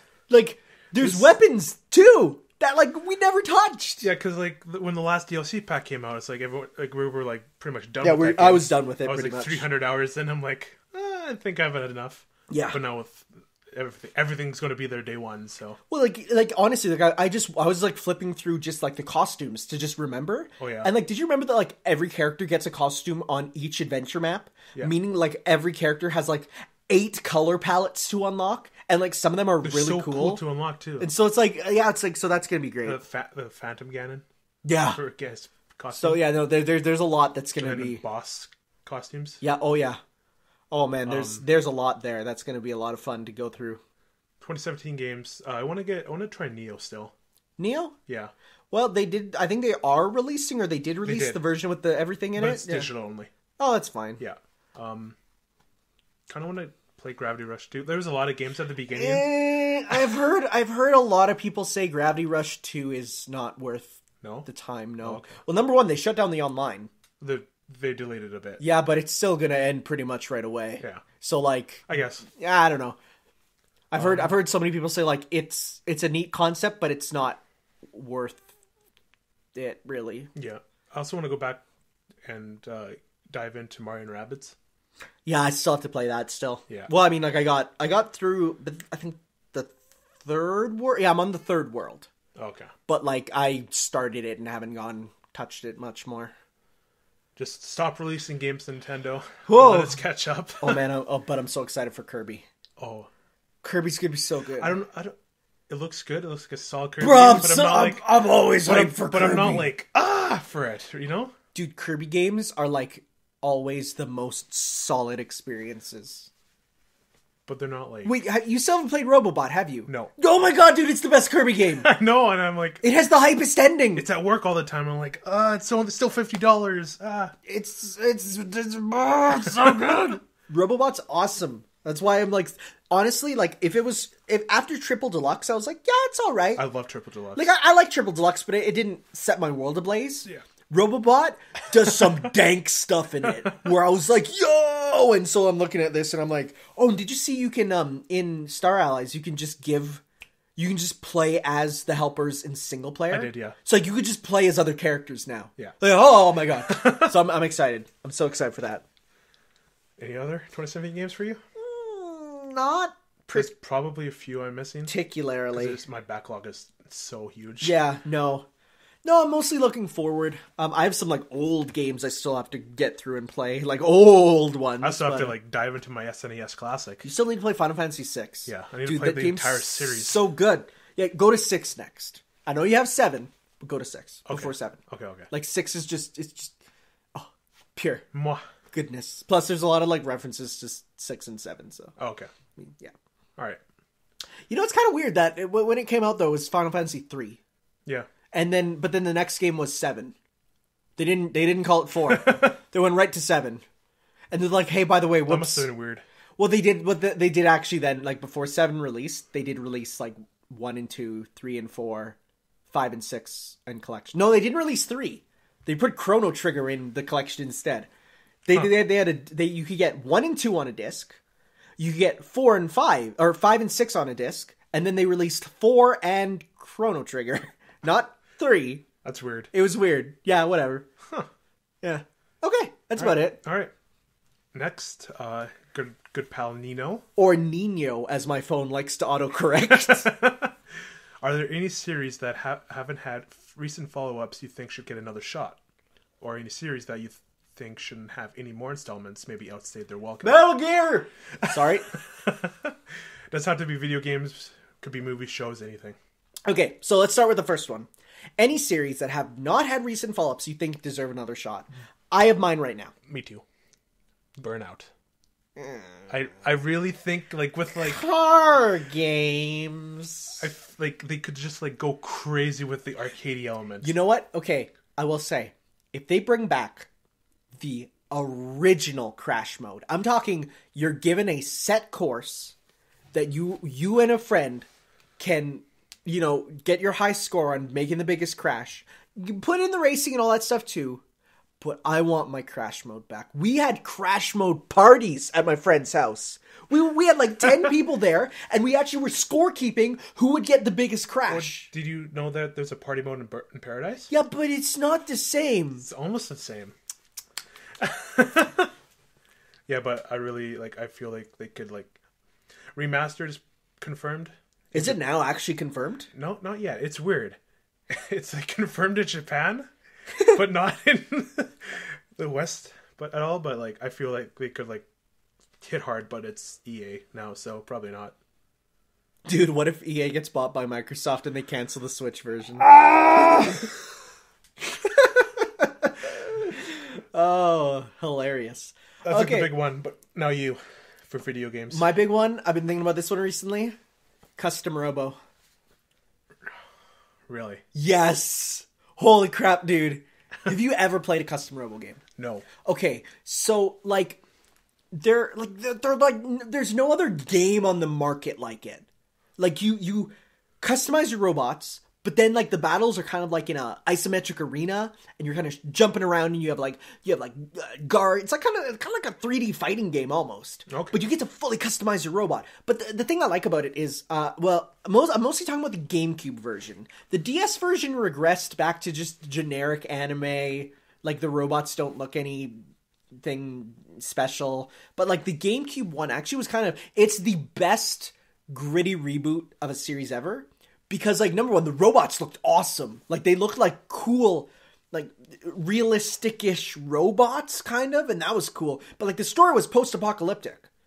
And it's literally, after the end of the world, humanity are put in these domes. And, literally, a robot that was made that could act on its own, so, normally you have to command them. One that could act on its own, it blew up the world.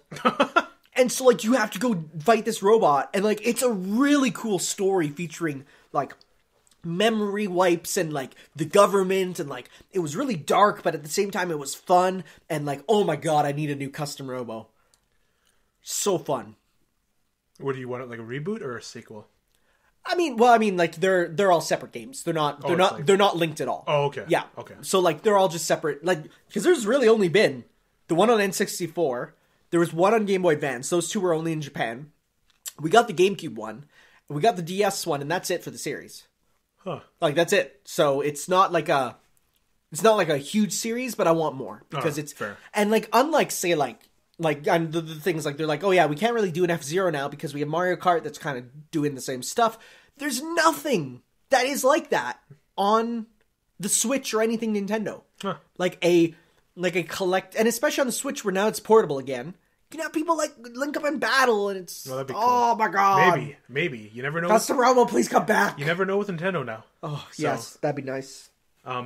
Speaking of Nintendo, F-Zero. I'm super for it coming back, but I don't think it will until some major innovation is made. What do you mean innovation? Technical? No, I'm not talking about technical innovation, but I mean they have to come up because their whole thing is Mario Kart is doing the anti-gravity racing. So they need to come up with something to differentiate it. I guess. And my thought is go the route of Sonic Racing Transformed, transforming vehicles in the race. Oh, that'd be cool. Like something like that. Actually, wait, I just realized Sumo Digital, the team behind the racing games, has said that they are now working on a new karting game, but they said from a famous IP, not IPs like intellectual properties, not multiple like Sega. Yeah. Maybe they're making an F-Zero. That'd be super dope. A popular one? Sonic. Really? I'd say F-Zero. I mean, just because of Smash Bros. It's everyone knows F-Zero. Well, that's what the thing with Metroid coming back. Yeah, When so they revealed they're like, Samus from the Super Smash Bros. Series. Yeah, right. So, it'd be nice to see that, but we'll have to see. Yeah, I would have said Metroid if we didn't get something last year. I definitely wouldn't say Metroid's dead anymore, because No. we had one really good 2D game. We have 3D game coming, and apparently by rumors there's another 2D game in development right now. Yeah, I can. Which I love a 2D game on the Switch. Did you too. finish Samus Returns? I never even bought it. Dude, it is one of the... Did you buy it physically? Yes. Can I borrow it? Yeah, yes. Nice. Because you Cool. need to play it. Sure, I will. It is awesome. Okay. Spyro. Okay, sure. But I'm laughing because it's Activision. they did who it with owns Crash, I know, but like Sony is just this powerhouse I in don't- the industry now. Yeah, Like, but you know what, though? I don't know if Activision is smart enough to look at the success of the Crash collection and be like, yes, you can try it. Because I feel like Activision is like, that sounds good, but it's not Call of Duty. yeah, I guess. Like, hey, you know what? We played through Spyro 2. I really enjoyed it, and like, I would like that, but I can't see it coming, honestly. It'd be cool, though. I can dream. We can all dream. That's true. That's true. Anything other video game? Continuing my obscure Nintendo IP thing, Endless Ocean. We were just talking about it, actually. Oh, yeah. Yo, that game is like, it's simultaneously the most chill game. Actually, going back to the question of unscary things in video games. Oh my god, dude. Night diving in that game is like, so on the one hand, like, in the first game, literally there was nothing could do anything to you. Everything was you could like look at creatures and get their stuff, but like sharks wouldn't attack you. There was nothing. There was no harm. If you ran out of oxygen, there was nothing. You go back up and you get refill, right? Like there's nothing. Second game, sharks attack you. Any poisonous creatures will poison you. You run out of oxygen, you can die. Like Jesus. So couple all that. Also, by the way, like, you're normally, like, kind of just diving in third person. You have to, like, open a menu, and it's one of those menus that doesn't pause the game, and take out your gun to get rid of the sharks, and it goes into first person while you're hunting sharks. It's terrifying. But couple all that with diving at night, when your visibility is nothing, and all you see is the vast and, like, visibility is low. Yeah. And all you see is fish slowly come into view sometimes. It's scary. Now, take all that and night dive in an abyss. A crack in the ground that goes to the deepest parts of the ocean. Oh, God. That, like, it's simultaneously, like, I'm so interested in it. Like, it's so cool, but at the same time, it's terrifying. Yeah. Like, it's such a good series, and I would love to see a new one on the Switch. Would you want it to be, like, really open world, or would you want it to be, like, level-based? I assume it's level-based? It's, okay, so you have, like, 7... Oh, you have like 7 open world areas to go through, basically. Oh, okay. So it's sort of like, you pick a region of the Earth. In the first game, you just have one pretty expansive ocean, but in this one, you have 7 or so, like, smaller, but they're still large. 7 like sections of the ocean to go to, and one of them's like a river. So that one is kind of linear, but like. Okay. Like, they're all kind of, like, openish maps. I like that system because you get a variety. Like, you go, like, the West Coast, the East Coast, you go up to the Arctic in Canada, you go down, like, like, to way the south, you get hot waters, cold waters, fresh water, salt water. So, I'd like to just see a follow-up to that with Switch? Yeah, well, of course, the Nintendo. Okay, I wasn't sure. It's actually by the company making Fighting EX Layer. Oh. By Arika. That's who makes it. So I would love to see, and they also make the 3DS built-in games, like the AR games and stuff. Huh, so like that's yeah. So they're a cool company. They do a lot, but I nothing haven't heard anything on Endless Ocean. It's so good. Other from you. No one plays them, but they're so good. And they have a really devoted fan base, but like it's a small fan base. Maybe it'll end up like Monster Hunter. It'll just explode. I don't know about it exploding, because in the end it's still a diving simulator. But it's a fun diving simulator. It sounds like a lot of fun.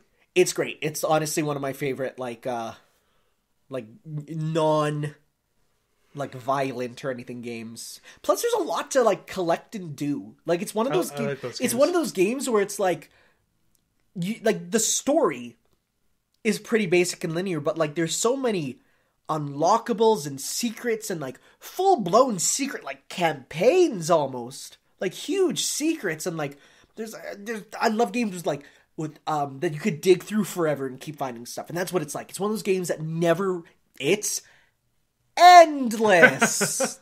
Jazz hands. Okay, I'm done with that. All right, done with video games. I think we're done with that. All right. Oh wait, I guess any shows or movies that haven't had recent follow-ups that need another shot. Movies. It's See, that's tough, because I feel like if something is good, it doesn't need a follow-up or sequel or anything. It just gets to stay on its own, you know? It has had recent follow-ups, and it's outstayed its welcome, and I wanted it to start again. I want them to redo, with a good director, a competent director, the Transformers series. I was mouthing the word Transformers while you were saying it. I feel like they could just get rid of the humans. Okay. Make it like the style of the. But okay, let me pitch something to you. What if it was just animated? I want No. What if it was just animated though? Wouldn't that just make it better? It would. Yeah. Okay. I guess. But when I mean animated, I mean in the style of, say, like that CGI Miles Morales Spider-Man movie. Oh yeah, that would be like awesome. something like that. Yeah. Like a stylized animated, like a nice sort of good style to it, not just like the old Transformers the movie, which is still a fun, good movie. The first one, yeah. Yeah. No, I'm talking about like the cartoon Transformers. I was movie. Talking about like the original. No. I'm talking the original live action Transformers movie. I'm talking about the original cartoon movie. Fair enough. With Unicron. Yeah. Well, Unicron's in 5. No, I hate it when you told me the spoilers. I got so mad. I hate it. Just threw down his hat. What they did with Unicron in the live action movies is literally the worst thing. You wasted the coolest character. He's a planet-sized transformer. What does he? He's spoiler. I'm not gonna say because it's so dumb. Should we just say it? Yeah, I don't think anyone cares. For Transformers the movie 5, The Quickening, I don't think anyone cares. The last Unicron is Earth! It's so stupid. It's so stupid! Why have you done this to us, Michael Bay? You could have done something cool. It would have been cool if it was the moon, maybe. Oh, that'd be cool. Yeah. But do you know what it reminds me of? It reminds me of in Fantastic Four, Rise of the Silver Surfer, where they bring in Galactus and he's a cloud. You have this super cool design of a giant purple spaceman and he's a cloud that occasionally flashes purple. It's just like, how do these people screw it up so bad? They don't respect the source material! No, I actually agree with you now. Yeah. Let's reboot Transformers and make it good. Throw in a Ninja Turtles crossover movie or something. Huh. And then they're doing the spin-off shit? Oh, yeah, the Bumblebee movie? Oh, no. They're trying to make it its own, cinematic universe? That's why I want it gone. Oh, now I'm mad. I'm a mad boy. I literally am trying to think of movies and all I can think about is how mad I am at Transformers now. I can't. Any shows? Let me see here. Yo, bring back Metabots. You never watched it as a kid?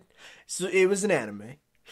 But There we go. It was about collecting these like little like kind of shorter than human sized robots who would then fight. Yeah. Like you could switch out the parts and stuff. But the show had a style to it, which was so unlike anything else. I'm gonna bring it up right now so you can see it. All right. Metabots. Okay, not bad. That's a bad picture. I'm just gonna, What's that face? just gonna go GIF here to show you so that you can sort of see like the style of it. Type animated. Like yeah, like look at this. Like watch this GIF. Like such a like a style to it. Like Yeah. it's really well done. It's unique. It's really cool. I have 2 figures of them up there because I love that's Meta B. He's awesome. But yeah, it's all like robot fighting, but it had a really dark story about like the end of the world and stuff. So like it was dope. Also, he's wearing a brown cloak. Real talk. My favorite trope in media is when they wear brown tattered cloaks. I'm gonna type in brown tattered cloak and you'll see what I mean.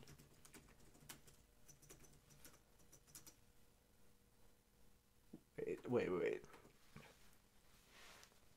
I'm gonna type in anime. This is the worst for a visual podcast, not a boo. Oh, okay. Like those things. Like where they wear like the tattered cloak and it's like going off of them. Oh, it's so good. Okay.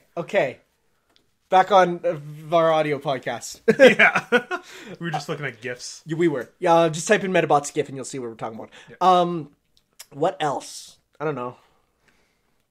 See, when it comes to shows and stuff, I've never been the one to say, like, if a show has ended or something, like, I need more. I kind of respect it for ending. It's not like a video game where there's more potential sometimes. I do kind of just want it to just be, you know? Yeah, like Breaking Bad. I know you're not, like, Breaking Bad person, but, like, everyone's like, oh, I want, like, more, what happened to Jesse and all that. But it's like, leave it. Yeah, a good ending is better than a bad ending. Yeah.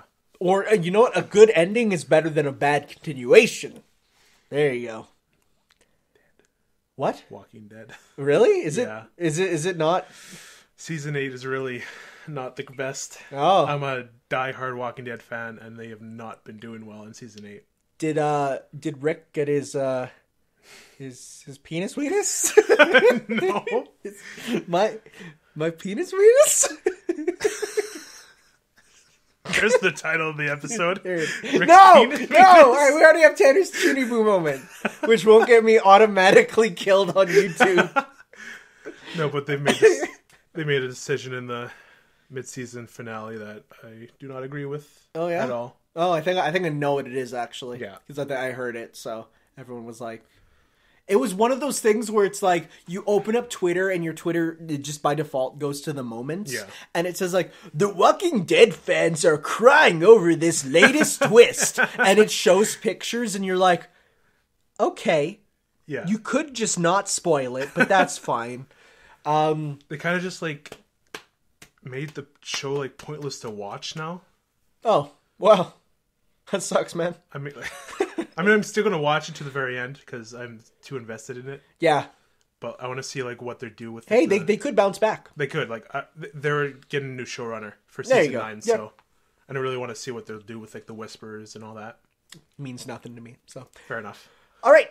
Now, I think we're good for that. So on the other hand, any series you think shouldn't have any more installments? Okay, I'm gonna just cut off us right now. Let's say no sports games, no shooters, because I could be here all day just listing mainstream games. Okay. Games that have outstayed their welcome. Okay, well, I did say Metal Gear, but that one I really feel is strong. Yeah. I feel like... It's Did you watch the latest trailer? Of Survive? Yeah. No. Did you see Metal Gear Ray drop down from the sky and you get to control him? No. As a multiplayer perk? No. It feels like they're shitting on the grave. Oh, it's fuck like Konami, honestly. It really feels like they're like, hey, you can pre-order now to get the exclusive Beast Unit pack for multiplayer. GameStop, power to the players. Why didn't you give me Metal Gear earlier? I'm sorry.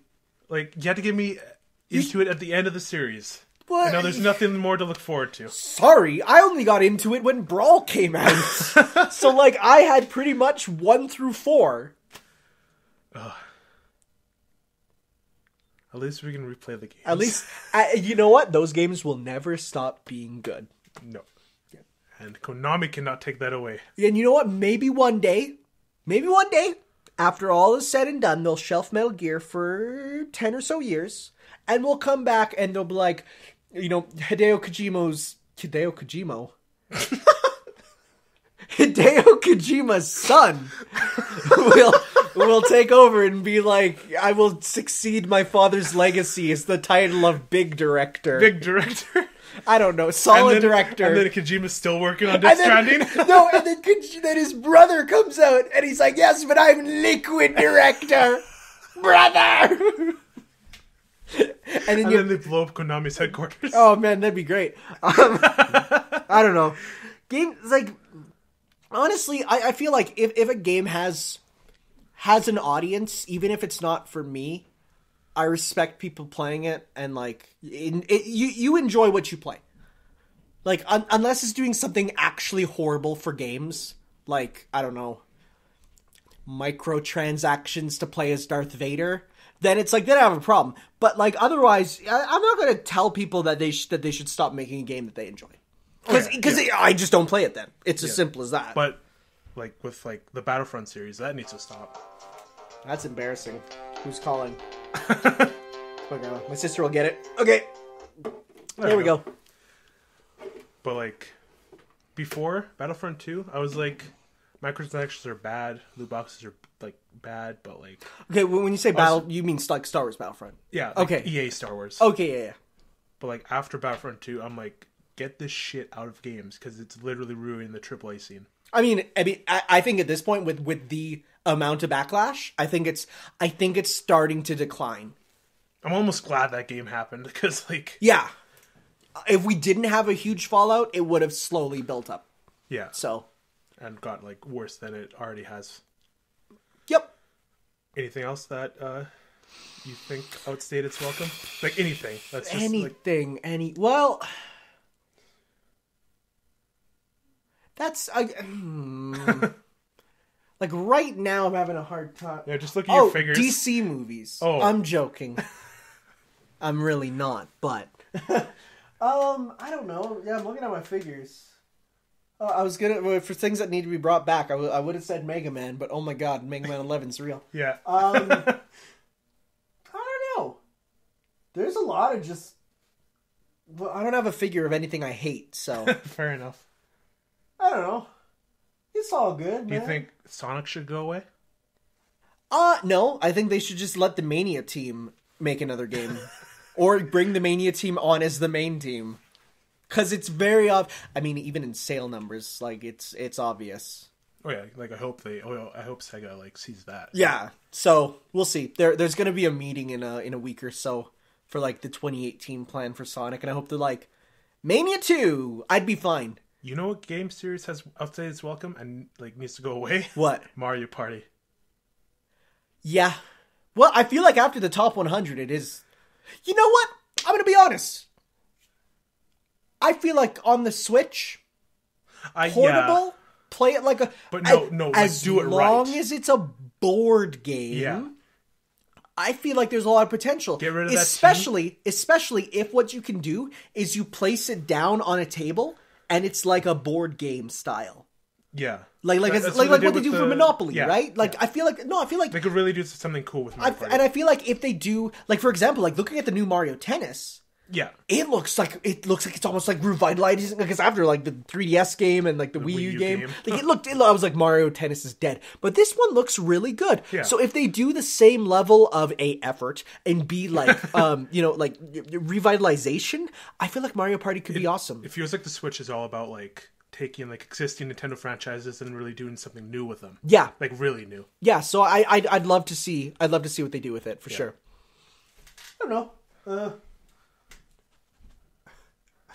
Looking at all my crap. Pac-Man. Pac-Man's not even really alive. I mean, aside from Championship Edition 2 that's coming out, which is just not apparently as good as 1, but still a good game. So I don't know. Pokemon doesn't need to go away. I mean, I'm excited. I am excited to see what they do for Again, for the Switch. Yeah, because I mean that's going to be interesting. I don't know. I'm bad to ask for this because I'm just I'm too positive with stuff in general. Like I definitely feel like if it's not for me, then I don't have a negativity towards it. I mean, aside from like sports games, but that's I mostly play that up for humor. I don't actually care. Like, I'm not, like, going into an EB Games and being like, look at all these losers buying their sports games. I'm here buying Senran Kagura. You know, like, I'm not like that, but I might joke about that. There was, like, a 50-year-old guy. He was like, this game looks really fun. It was Peach Beach Splash. Oh, no. Oh, no. Did you tell him that you could slap their boobs with the button? Like, literally, it's not just a grab. It's a slap upwards. No, I didn't tell him that. It's something else. Oh, jeez. Oh. Huh. We need Kid Icarus back. Oh, my God, yes. Oh. I'd even be down for just a re-release on the Switch. For Uprising? Yeah, man. That's one of the best games That's ever. one of my favorite games of all time. And anyone who says that it gives them hand cramps are weak. How would they do it, though? Like, the stylus, like, how would they... Well, no, they would just probably rework it to just be like a normal shooter. Oh, I guess so. All you'd have to do is turn up the sensitivity on the other stick. Yeah. Because that's the only way you could really do it. And maybe do optional touchscreen controls, so then you just kind of like, hold it like this and play portably like this. But otherwise, I don't know. Yeah. Be interesting to see. Graphics. The game has a really appreciated? Yeah, that's the word. Underappreciated multiplayer, too. It was just Smash Bros. It was Smash Bros with guns. It was kind of cool. And 3D, like, it was dope. So, yeah, no, that's for sure. Yeah, I saw, like, a story about how Sakurai talking about Xenoblade. And I'm like, oh, he's alive. Dude, did you see that? Fell off the map. No, Sakurai, he still does his monthly columns in the magazines in Japan. Yeah. And he loved Persona 5. Oh. Dude, he felt... Because his wife does all the menus for his games. Yeah. So, like, she loved it, and then, of course, they got them talking about it. So, yeah, no. Yeah, I hope Sakurai does something soon. Yeah, pretty soon. Because he's had, like, what? Honestly, I don't think he'll be back for Smash Switch. Whether it's a port or a new game, I think they're gonna... I think they might move on from him. I think Sakurai's, like, he's, like in that series now. I think, like, people can, like, take it now and, like... Yeah. Yeah, because Bandai Namco, I think they know how to make their games and stuff. Yeah. So yeah, I remember when that came out, and people were worried. What about Namco Bandai working with? I do remember that too. People were like, Namco Bandai. Oh, that's scary. Is it gonna be like Tekken suddenly? Am I gonna have to do motions in it?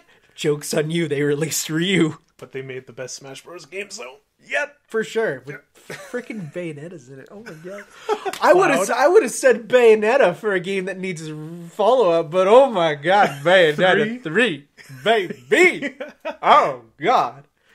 Yeah, we're way too positive. Yeah. Okay. Which I think I hate negativity, Yep. All right, so thank you, Nino, for that extensive question. Okay. Now our good old pal Beat. Mentioned on 3 of the 4 episodes so far. All right, so first question he has: how did we meet? So this I actually do not. I remember before and after. I don't remember the moment. Really? No. I remember before, but not the moment of. All right, so do you want to tell this one or me? You, because I don't remember actually really much. Really? No. Okay, so. Okay, we got to start with the Smash Bros. Though. The main event was like, circling everything was when the Smash Bros. For Wii U was announced. Okay, so I guess for context, we went to high school together, but only for grade 12. Yeah.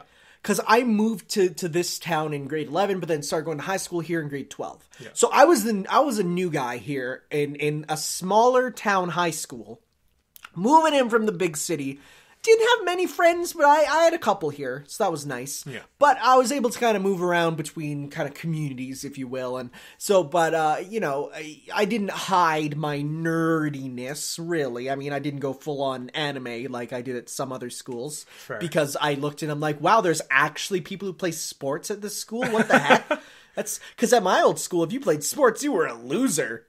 Yo, my old school, we play when you brought that up. Smash Bros at lunch in the gym, projecting onto the big screen, and everyone was cheering for each other, and we had school-wide tournaments every lunch. Completely different. It's so good. If you weren't a party person, if you were in a giant sports team, you were a loser. You were lame if you were those, because everyone watched Inuyasha, everyone watched anime, everyone played video games. I wish I went to your school. It was dope.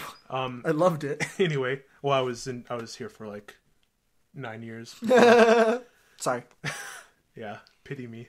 But anyway, before I was the guy who gave my like friends group video game news, like updates. News guy. Yeah. And I was like, I was there, right? And then like all of a sudden, I come tell like my friends like some game news. They're like, oh yeah, Tanner told me. I'm like, who? Oh yeah, Tanner. And it's like another person is like, oh yeah, if you like talk to Tanner, like you guys would be best friends. And I'm like, yeah, fuck that guy. Because he stole my light. Because he always went to that French group, be like, oh, this happened. I'm like, and I come, like, oh, this happens. Like, yeah, Tanner told me. It's because like at that time I was on Twitter and I was getting the news as soon as it hit. I don't think I had Twitter at that time. You didn't have Twitter, so that's why I had the advantage of like literally as soon as news hit, I had it. Yeah. So like, you know, when something would be announced like in Japan, I would have that because like I had that news source, right? So then I'd go to people I know and it'd be like, yo, did you know that Wii Fit trainers in Smash Bros? And they'd be like, no, and I'd show videos and then like that was right on the day of. Yeah. The day of, like, when, like, we both, like, were, like, we shared interests. We realized, like, we like the same shit. Yep. But you hated me at first. I did. I despised your guts. That's the best. I don't remember when we actually met, though. I don't either. I think it was at someone's house. Maybe. So it wasn't at school, I'm pretty sure.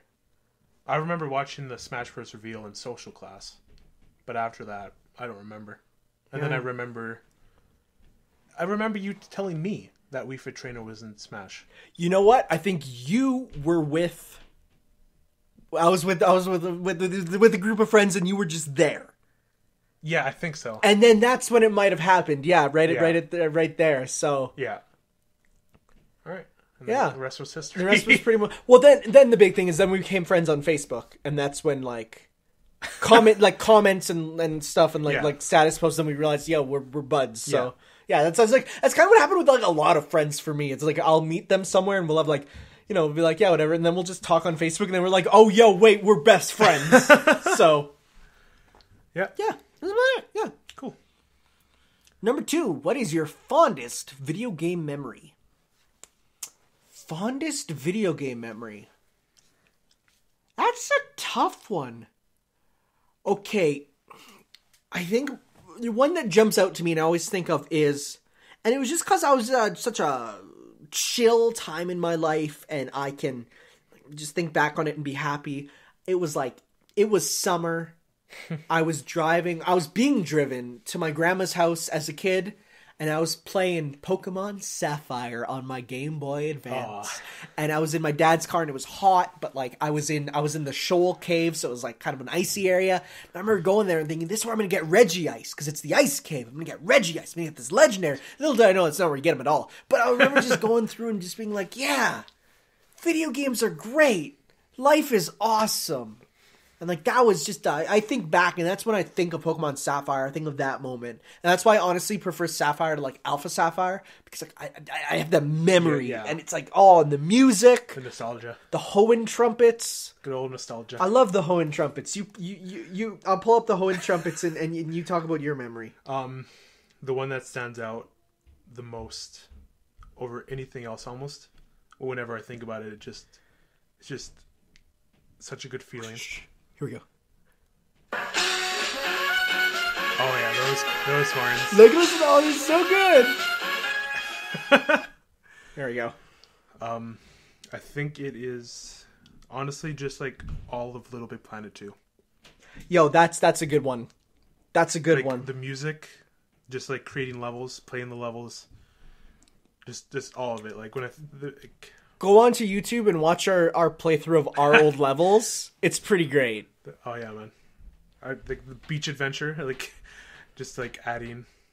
I wanted to do like a thing where I made a level and then I updated it every so often. Yeah.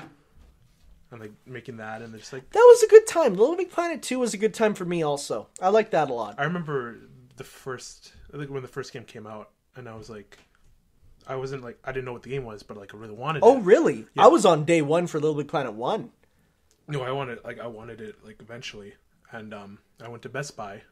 No, we were like going around, and me and my mom couldn't find it.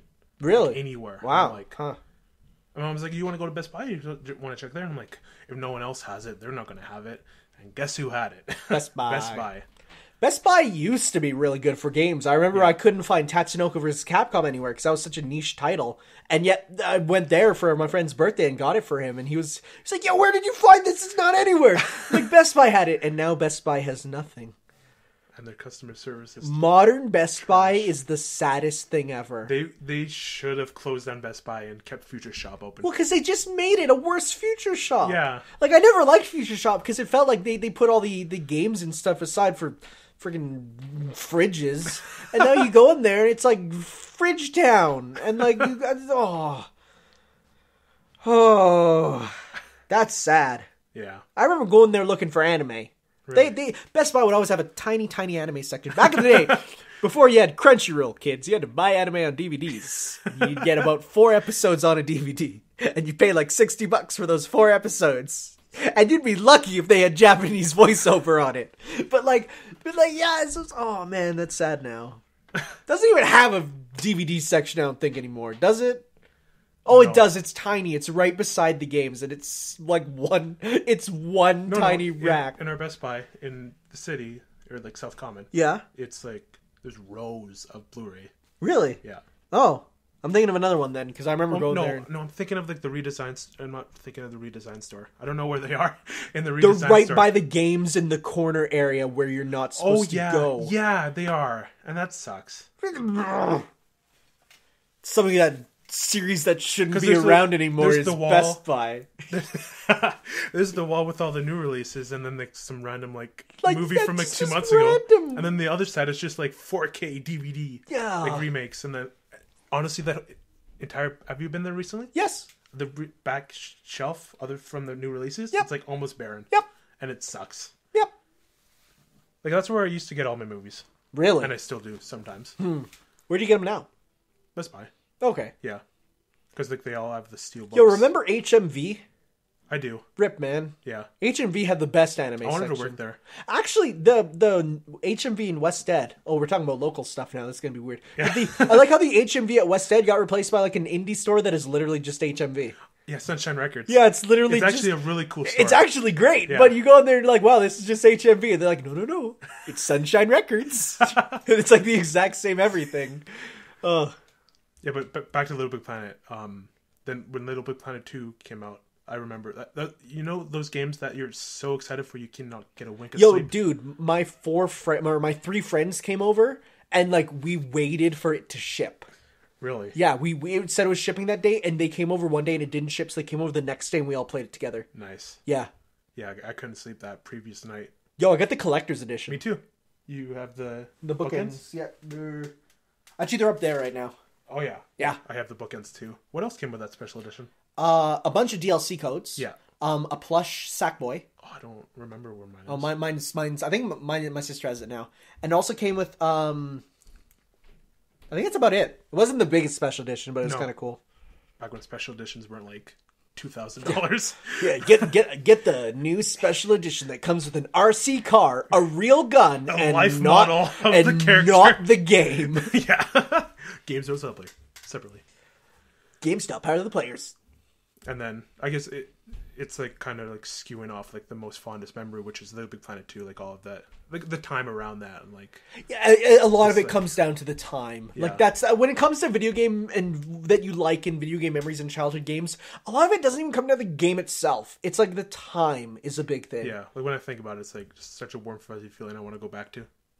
I actually want to, like, that just reminds me, like, back when I was in grade 5 and 6, I had a friend and we would literally, his house was like from the school, I could walk home.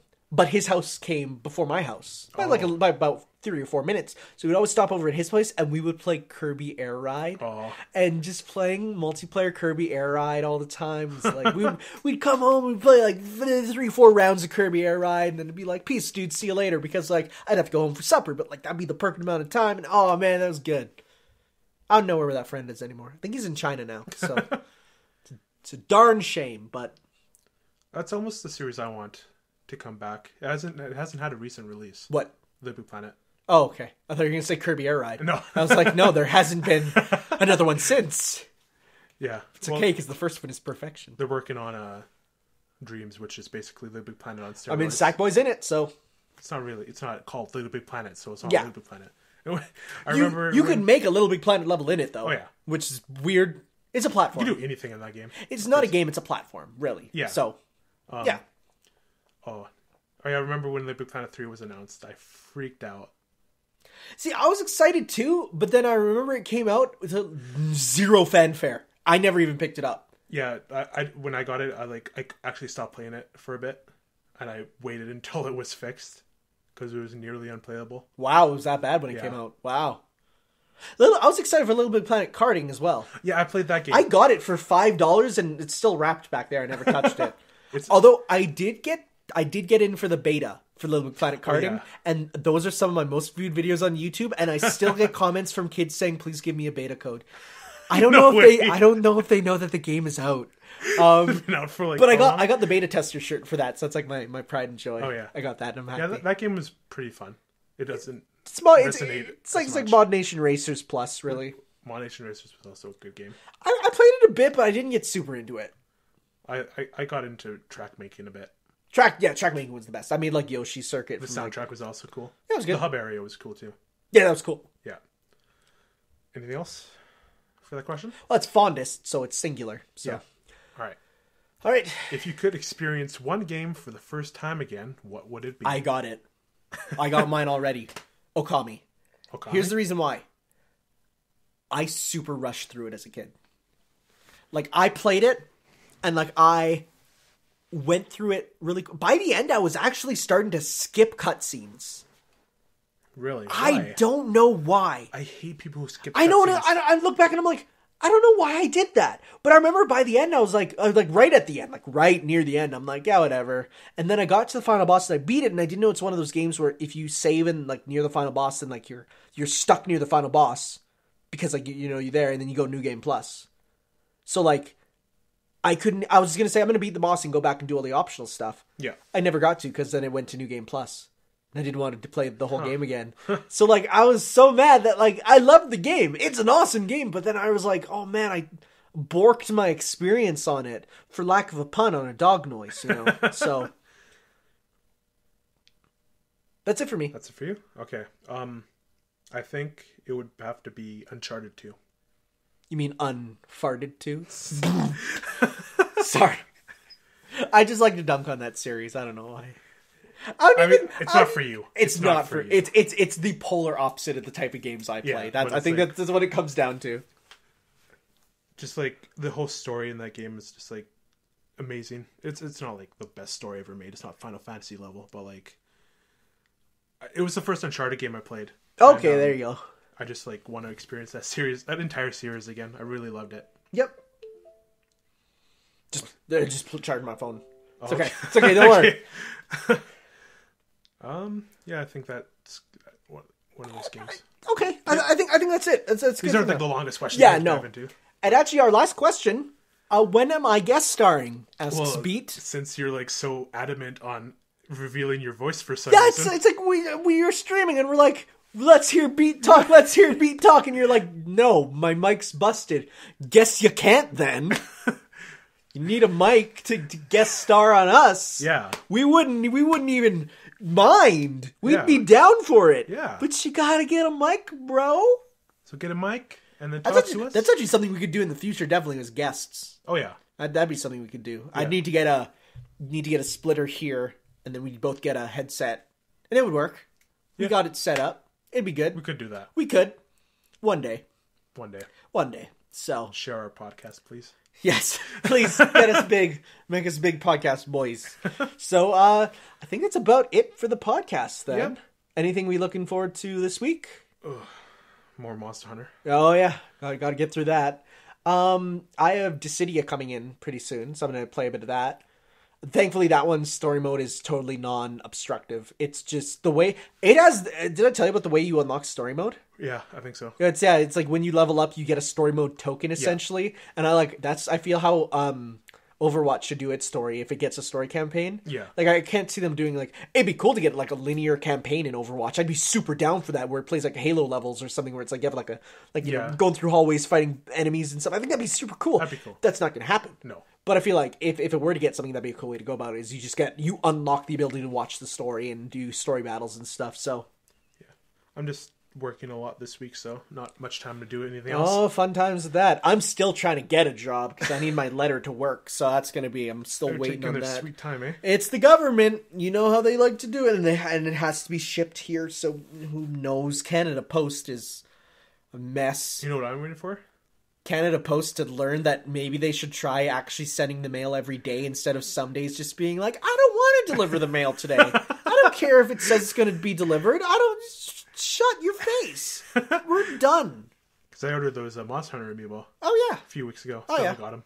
Where you got them from PlayAsia? Yeah. Oh, boy. Did you get that refund on your game? No. They said it. They said that they've confirmed that it is here, but it's stuck in customs. So it's going through customs, so...